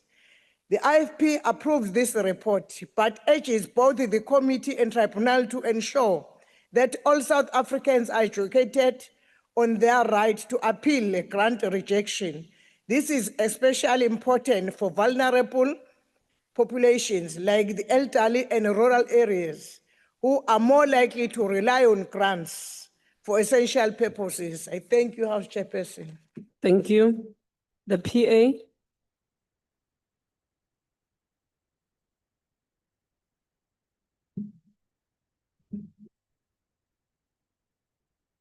Thank you, House Chair. The Patriotic Alliance rises today to express its support for the report of the Portfolio Committee on Social Development regarding the recommended candidates to serve on the Independent Tribunal for Social Assistance Appeals. This tribunal plays a critical role in upholding fairness, justice, and accountability within our social protection system. As the report notes, the tribunal is appointed to consider appeals against decisions of the agency, a function that directly affects the lives and dignity of millions of South Africans who rely on social assistance. Speaker, we welcome the committee's thorough and transparent process. The Department of Social Development briefed the committee and members carefully considered the list of nominees in line with Section 18 of the Social Assistance Act. The recommended candidates include 12 legal practitioners, 9 medical practitioners, and 1 technically skilled civil society representative. A balanced and multidisciplinary team capable of handling the complex appeals brought before the tribunal. We commend the committee for ensuring that the nominees are appropriately qualified and that the tribunal will be strengthened by individuals with the necessary legal, medical, as well as technical expertise. This is essential for restoring trust in the appeal system, especially at a time when many beneficiaries face delays, administrative errors, and inconsistent decision-making. Speaker, the Patriotic Alliance is particularly encouraged by the committee's commitment to fairness and due process. The tribunal must serve as a safeguard for the vulnerable, ensuring that no beneficiary is unjustly denied support and that every appeal is treated with dignity, urgency, and impartiality. We therefore support the committee's recommendations. And in conclusion, salute to Bafana Bafana for today's game, as we know they don't baiza. Thank you, Chair. Thank you, Honorable Member. FF plus. FF plus. No declaration. Thank you, Chairperson. Thank you very much. What is the point of order, Honorable Member? Is it in order for members of the PA alone to be donning the jerseys? Is it because of the minister? Can we investigate this nepotism and refer to the Ethics Committee? Honorable Member, that is not a point of order. Everyone is allowed to have a South African jersey. I will now call on Action SA. Thank you, House Chair. Action SA supports the report recommending candidates for appointment. But what we'd like to state is we need to look at our processes. When you have someone that is disabled, we should engage social workers to be able to corroborate, to investigate on the home circumstances. So we don't have people that have crashes on the day for collecting the grant and can walk for the rest of the month. It would also ensure that those that are rejected get support before it gets to a tribunal, because most of our people, the tribunal process will be a long-winded process on its own. So we need to ensure that we have support mechanisms for verification. We must also be mindful of the fact that people with disabilities need more than just a grant for support. So if we engage social workers, we are able to assess what other support they need, how they can be supported on occupational side, to be engaged in livelihoods. The fact that you're disabled is a lack of support, lack of training, and lack of opportunity. So it should not just be that if you are disabled, you are discarded. We need to create a system that supports. We welcome the tribunal, but we think there's a lot of work that needs to be done so that if a medical practitioner rejects an application, the social workers come in place to be able to verify, support that rejection, or ensure that the rejection is reversed. The tribunal are people that have jobs that are not going to be able to do proper investigations. So we support, but we look up to the Department of Social Development to do more in terms of what gets done on the ground at this point. We thank you, Chair. Thank you very much, Honorable Member. ACTP. A declaration, thanks. Thank you. UDM. Thank you, Honorable House Chair. The United Democratic Movement notes and supports the report of the Portfolio Committee on Social Development regarding the appointment of members of the Independent Tribunal for Social Assistance Appeal. The ITSAA will have a significant impact on both the administration of social assistance and the protection of the rights of beneficiaries of SASSA. The tribunal plays a critical role in protecting the rights of vulnerable South Africans who rely on social assistance and require an independent mechanism to challenge decisions made by SASSA. Far too many citizens continue to experience delays and administrative errors in accessing the social support to which they are entitled, placing additional pressure on an already burdened appeals process that SASSA currently has.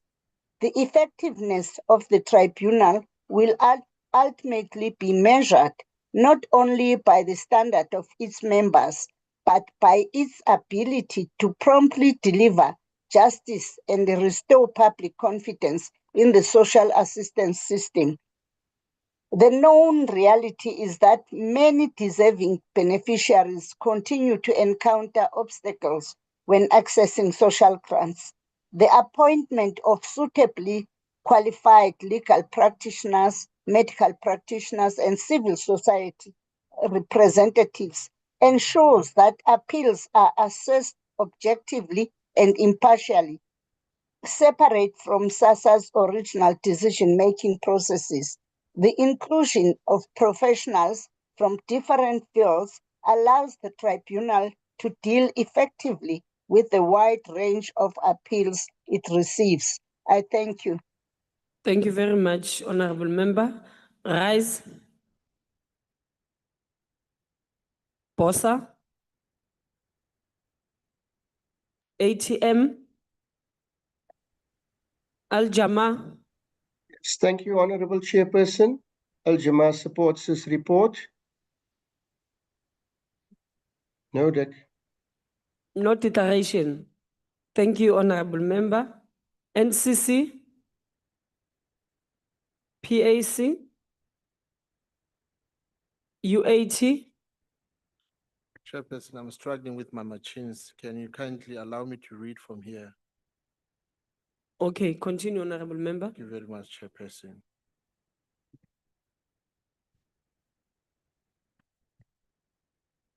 Honorable Chairperson, the consideration of the Portfolio Committee on Social Development's report on the list of recommended candidates to serve on the Independent Tribunal for Social Assistance appeal raise important question of administrative justice, constitutional compliance, and the protection of social security rights in South Africa. Section 27, subsection 1C of the Constitution guarantee everyone the right to social security, while Section 33 entrenched in the right to justice administrative action. The Independent Tribunal is therefore not a ceremonial structure. It is critical to all intents and purposes, judicial mechanism that safeguard vulnerable citizens who challenge decisions relating to grant administered by the South African Social Security Agency. The key concern emerged from the broader pattern of social development governance is whether the appointment to such tribunal consistently reflect the required balance of the legal expertise, independence, and lived understanding of poverty and vulnerability. Where appointment process become overly administrated or opaque, there is a risk that tribunal is reduced to a procedural rubber stamp rather than a genuine corrective mechanism for maladministration. South Africa continues to face persistent challenges in grant administration, including delay in appeals, inconsistent decision-making, and barriers faced by rural, elderly, and disabled applicants who often lack resources to navigate complex bureaucratic systems. In this context, Honorable Mahlatsi, your time is expired. Thank you. Good. DA.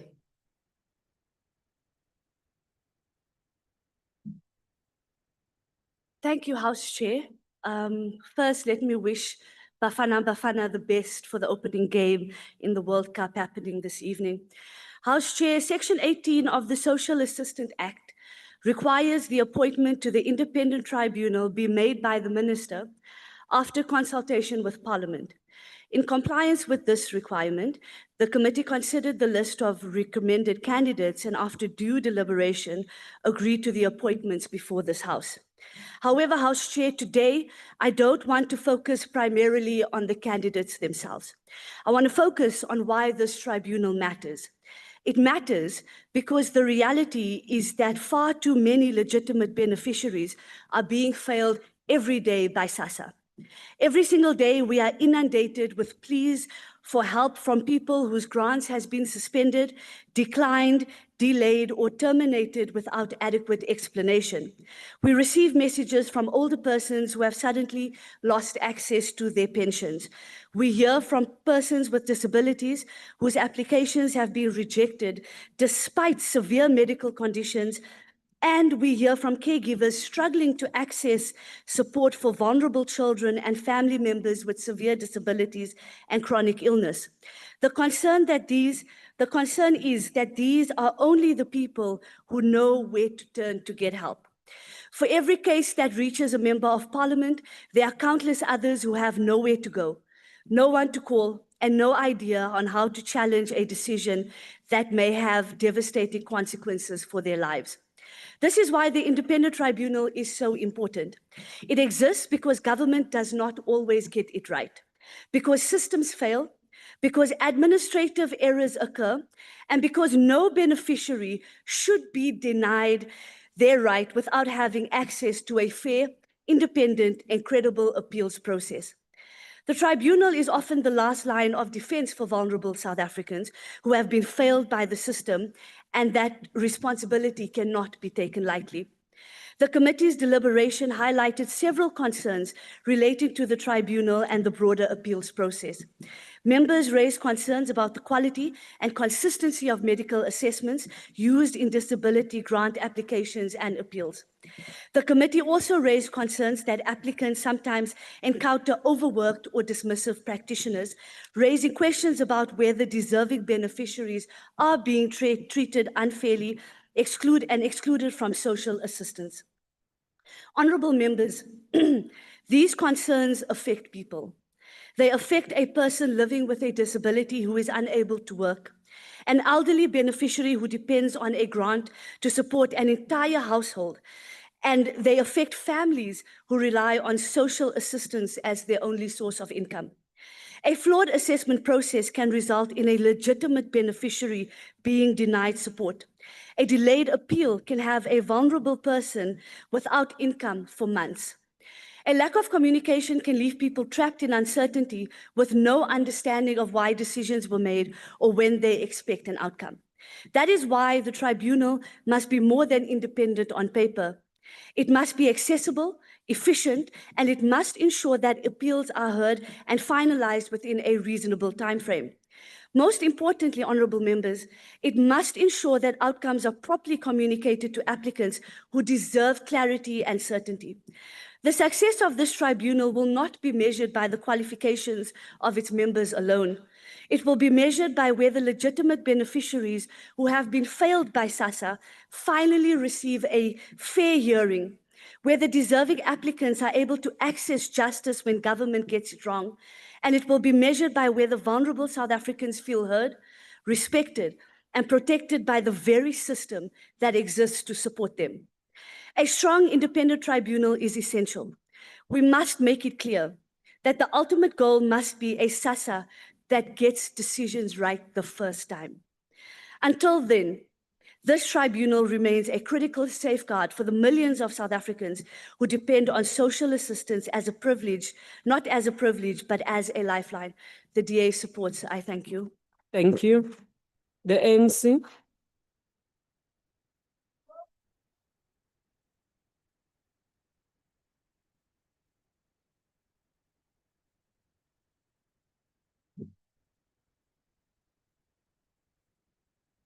Modulasetulo ya hlomphegang, maloko a hlomphegang, ho tele ma-Afrika Borwa mmogo. Today we consider the process undertaken by the Minister of Social Development to appoint members of the Independent Tribunal for Social Assistance Appeals in accordance with Section 18 of the Social Assistance Act of 2004 as amended. The process before us is of critical importance as it seeks to strengthen the administration of social assistance and ensure that vulnerable South Africans have access to an independent, fair, and transparent appeals mechanism when they disagree with decisions taken by the South African Social Security Agency. The African National Congress welcomes the comprehensive process followed by the Department of Social Development and the Minister in identifying suitably qualified medical practitioners, legal practitioners, and technically skilled civil society members to serve on the tribunal. The rigorous process undertaken illustrates that indeed we are committed to professionalizing the public sector by recruiting men and women of high integrity and moral standards. This is vital because SASSA remains the strategic government vehicle to shield the poor from doldrums of poverty and indignity. Honorable members, the establishment of the Independent Tribunal represents an important milestone in advancing the constitutional rights of our people. Section 27 of the Constitution guarantees everyone the right to access social security and appropriate social assistance where they are unable to support themselves and their dependents. Furthermore, Section 33 of the Constitution guarantees the right to just administration.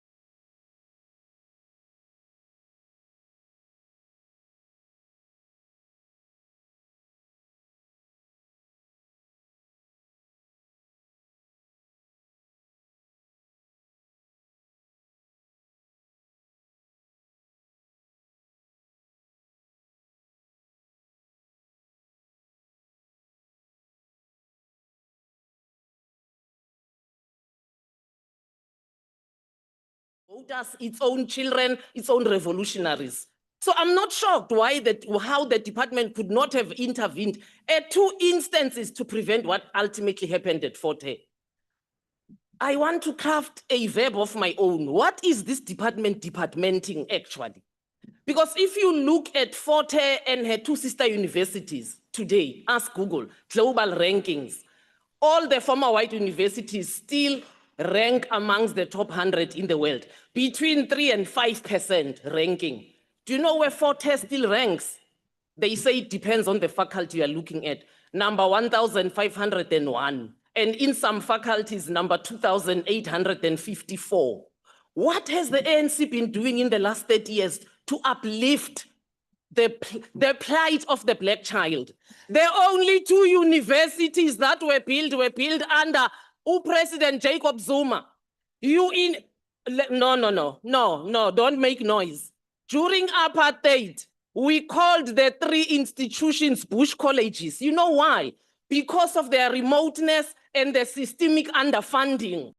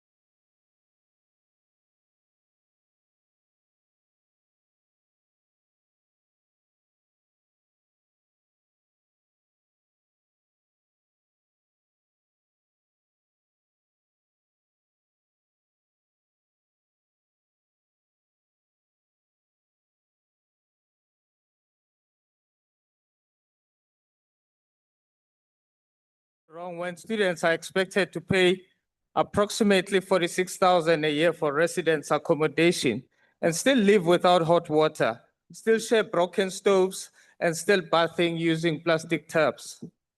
There's something deeply wrong when students raise concerns year after year, yet nobody listens until the institution is in crisis. The University of Fort Hare is not just another university. It is one of the most historic institutions of the African continent.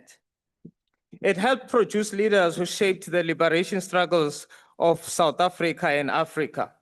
One of Africa's most historic universities should not be associated with plastic taps, cracked walls, and years without reliable water. That is why what Parliament found at Fort Hare should outrage every one of us. But we must refuse to pretend that the crisis at Fort Hare began when buildings were set alight. The crisis began long before that.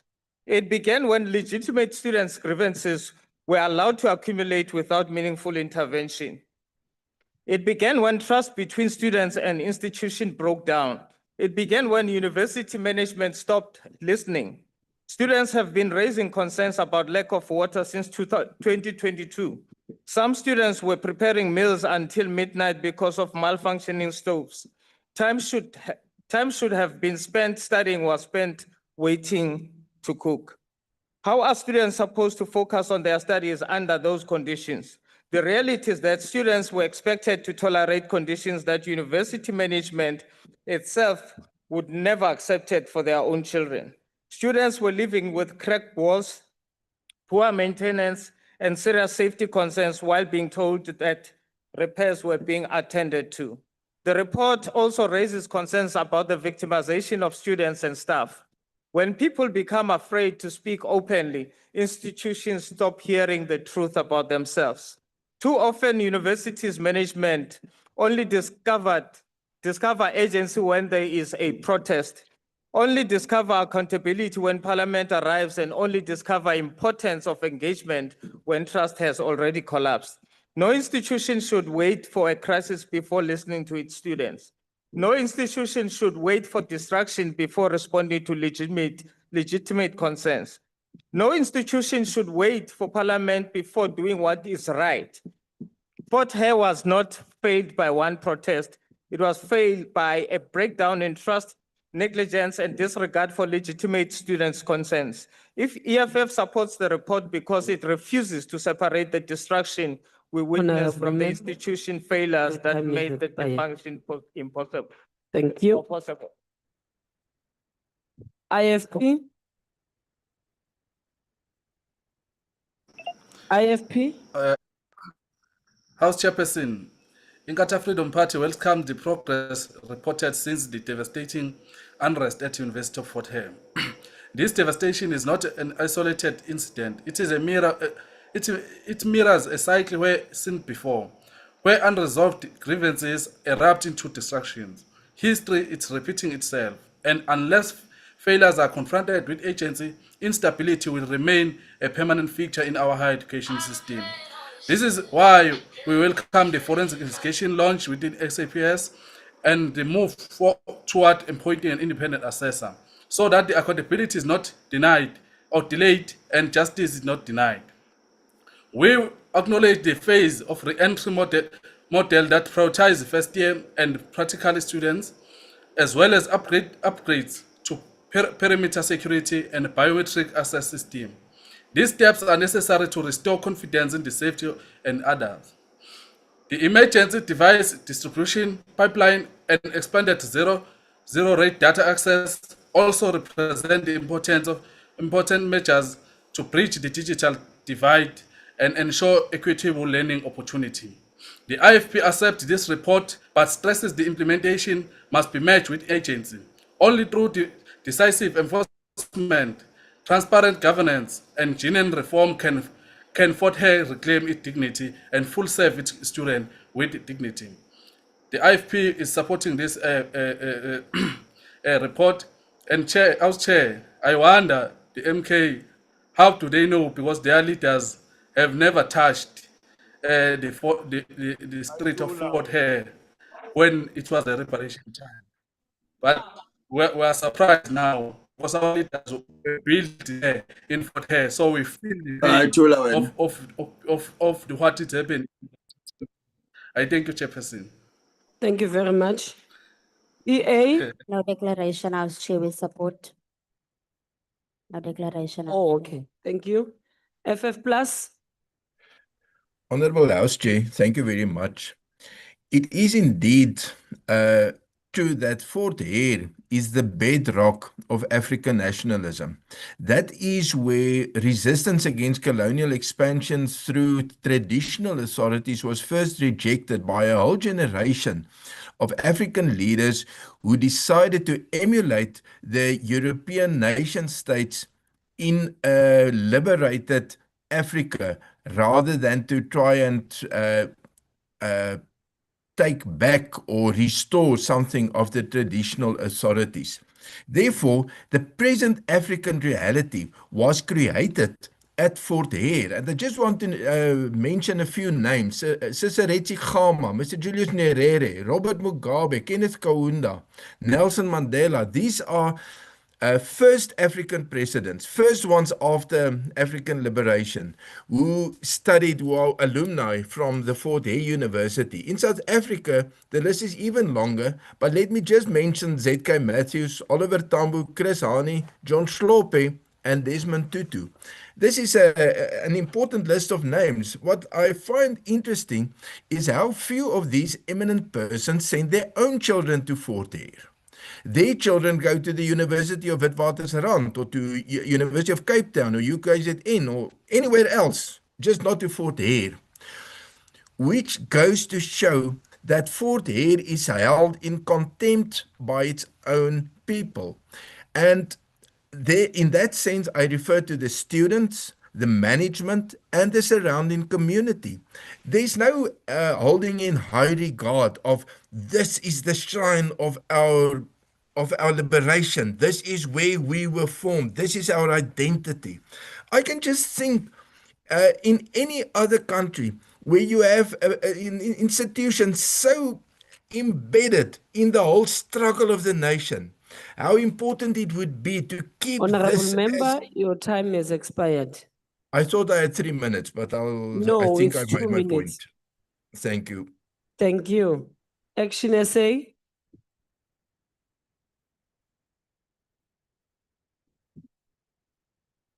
Thank you very much, House Chair. House Chair, the University of Fort Hare is one of the most important institutions of higher education in South Africa's history. It is hallowed ground. It produced some of the greatest leaders of our liberation struggle, shaped generations of African intellectuals, and earned a reputation for academic excellence that exceeds far beyond our borders. Its history is one of courage, resistance, and an unwavering commitment to knowledge in the face of apartheid oppression. All of this rich legacy cannot shield it from the institutional rot and decay that have taken hold. And what a betrayal that is. Fraudulent qualifications issued for politically connected individuals of past and current premiers of certain political parties. Infrastructure collapse. Assassinations of academics and officials, and near financial total collapse. This is a reflection of the broader decay that has taken place under the ANC stewardship of South Africa's public institutions of learning. Institutions that took generations to build have been hollowed out by corruption, cadre deployment, mismanagement, and political interference. And despite the promises of renewal, that decline continues rapidly and unabated under the GNU, with students living in inhumane conditions, with cracked walls and unsanitary facilities. Shame on this government. For what this does is that it steals from the futures of young people who need institutions like this to make a better lives for themselves. This House Chair is a national tragedy, and Action SA cannot support this report. I thank you. Thank you. ACTP. Report, thank you. No, Thank you. UDM. UDM. Rise. Bosa.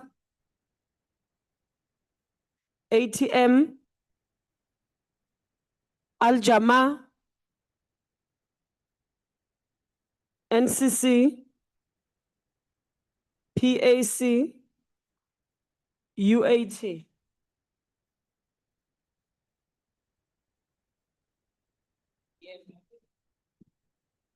Thank you, Chairperson. Khotso, Ma-Africa. It is very shocking how Honorable Boshoff knows a lot about our African leaders and where they studied. A true reflection of where we're coming from, taking in consideration his residence of Orania. Now, the report compels us to confront a difficult but necessary question.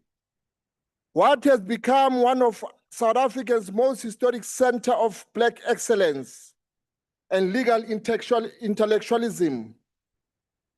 The University of Fort Hare is not an ordinary institution. It is a custodian of African political thought, producing leaders who shaped liberation struggle across the continent.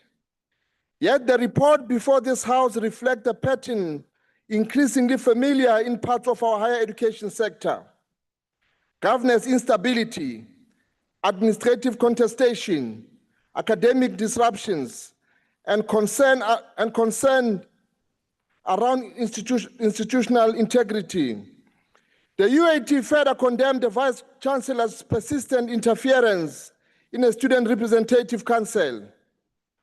From a policy and governance perspective, the crisis at Fort Hare cannot be viewed in isolation. It reflects the deeper systematic failures in higher education ecosystem, particularly weak consequences management, politicization of institutional leadership process, and contested authority between councils, management structures, external political networks. Where governance becomes fractionalized, academic mission becomes secondary, and the university risks drifting from scholarship to survival politics. So it is Honorable difficult Member, to your support time this is report. expired. The UAT reject this report. Thank you. Ni mambo. Good. The DA.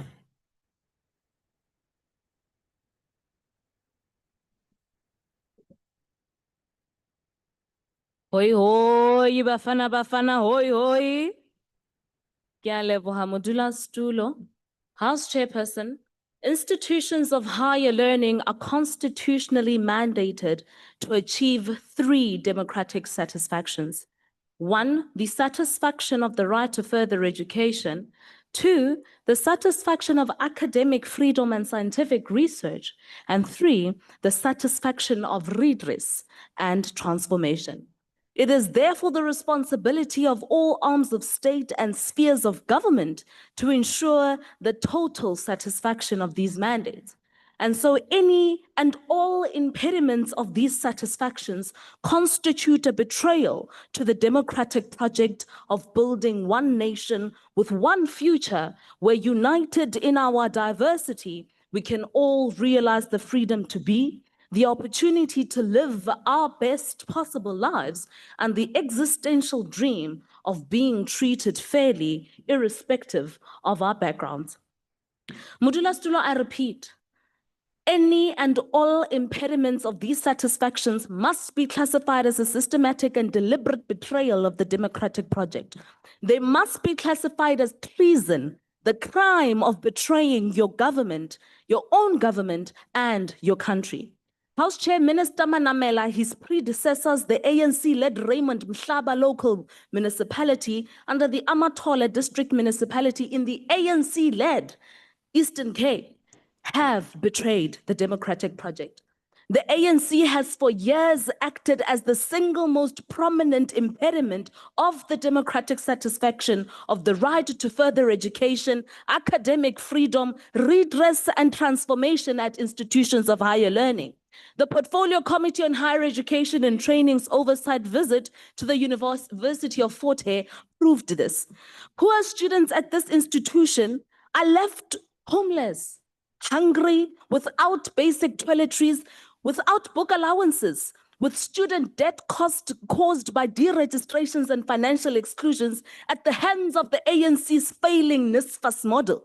When poor students from poor and Black backgrounds are locked out of doors of higher learning, this betrays the democratic dissatisfaction of redress and transformation. It betrays the democratic satisfaction of the right to further education and quite simply constitutes a betrayal of this government and our country.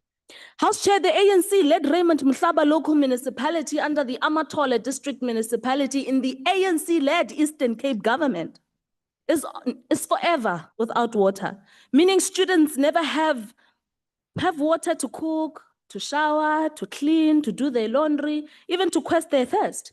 And as a result, the university has had to take over the responsibility of water supply, the constitutional mandate of local government, which is quite frankly unacceptable. And this too constitutes the betrayal of the democratic project.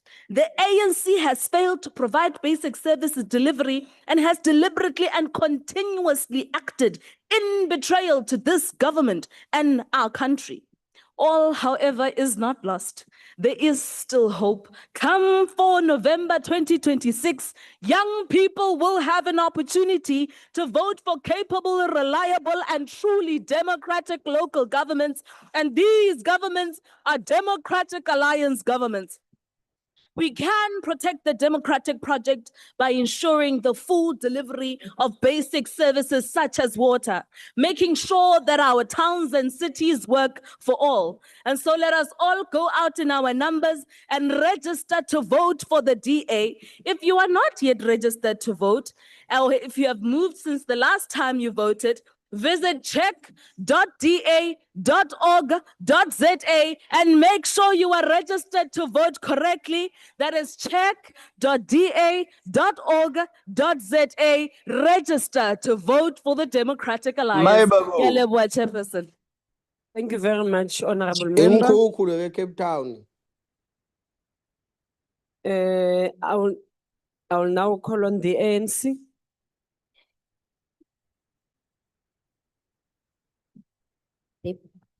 House Chair, thank you very much. We are not here to campaign, we are here to raise concerns of our students.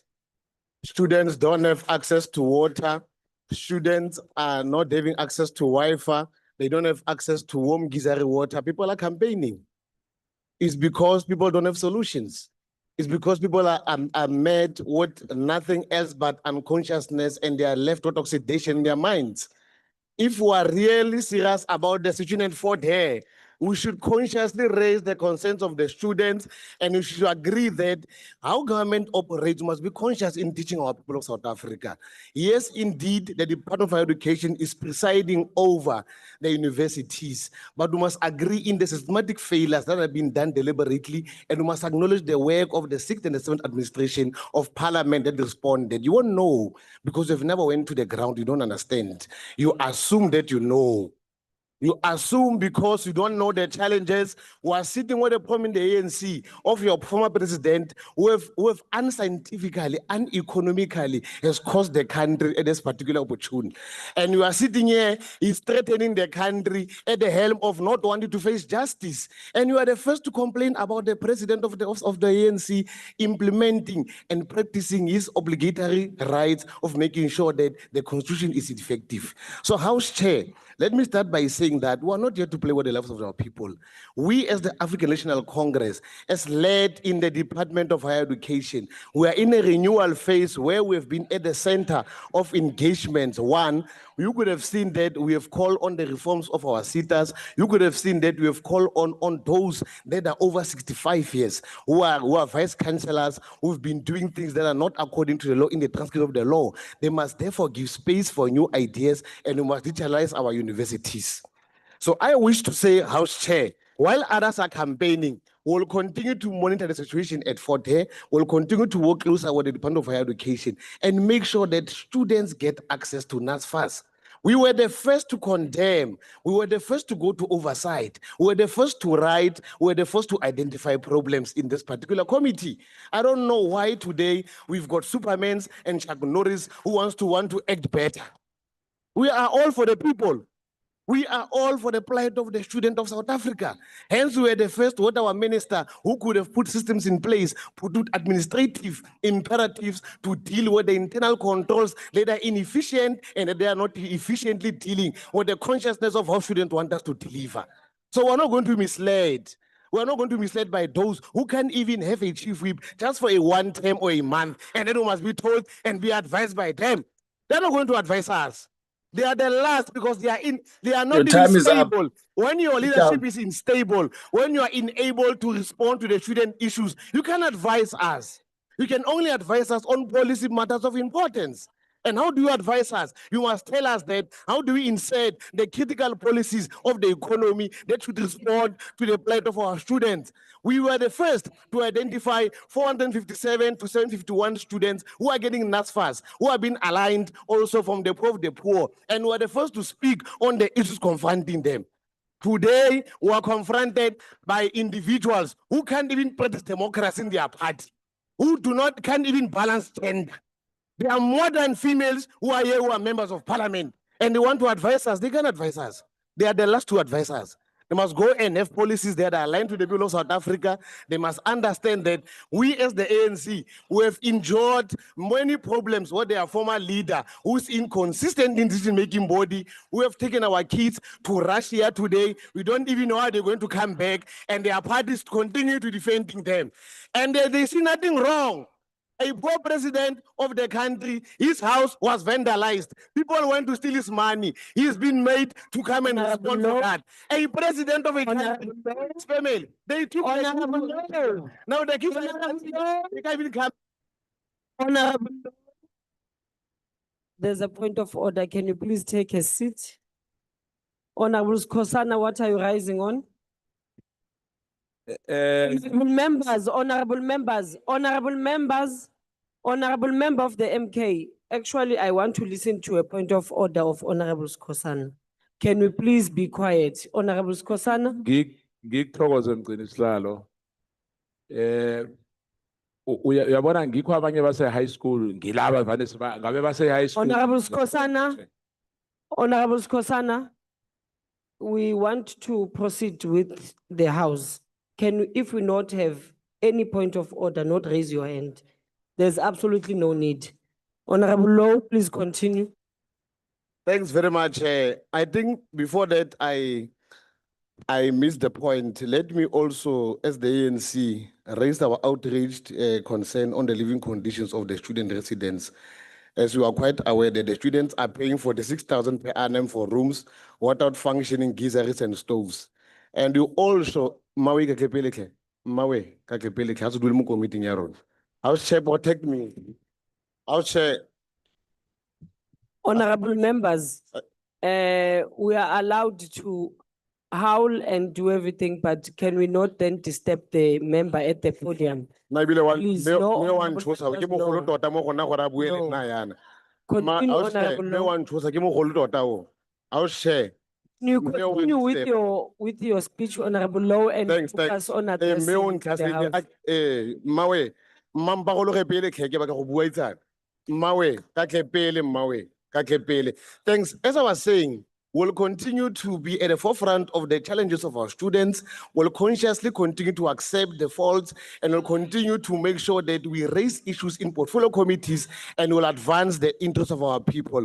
No matter how people feel, we do have for how long, it's for how long, because we're dealing with your 9 years issue of your former president there. We're dealing with the pool issue there. Who said it's a fire pool? Now today we must answer to the country. We must first tell us where is the fire pool. Thank you. Thank you, honorable member.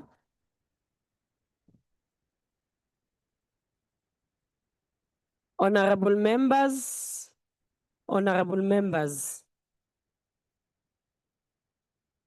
I now recognize the Honorable Chief Whip. Oh, thank you very much, Honorable House Chair. I move that the report be adopted. Honorable members, the motion is that the report be adopted. Are there any objections? MK? Please note the objections of MK to all these lies that are coming from across the floor. Action essay? Thank you, Honorable House Chair. Please note the Honorable members, objection of. can you please, honorable members, we would like to hear what other members are saying, please. Action essay? Thank you very much, House Chair. Kindly note the objection of action essay. UAT? Thank you, Chairperson. The UH object. Thank you. With those objections, the report is agreed to. Honorable members, I request members to stand and wait for the presiding officer and the mayor to leave the chamber. That concludes the debate and the business of the day. The house is adjourned.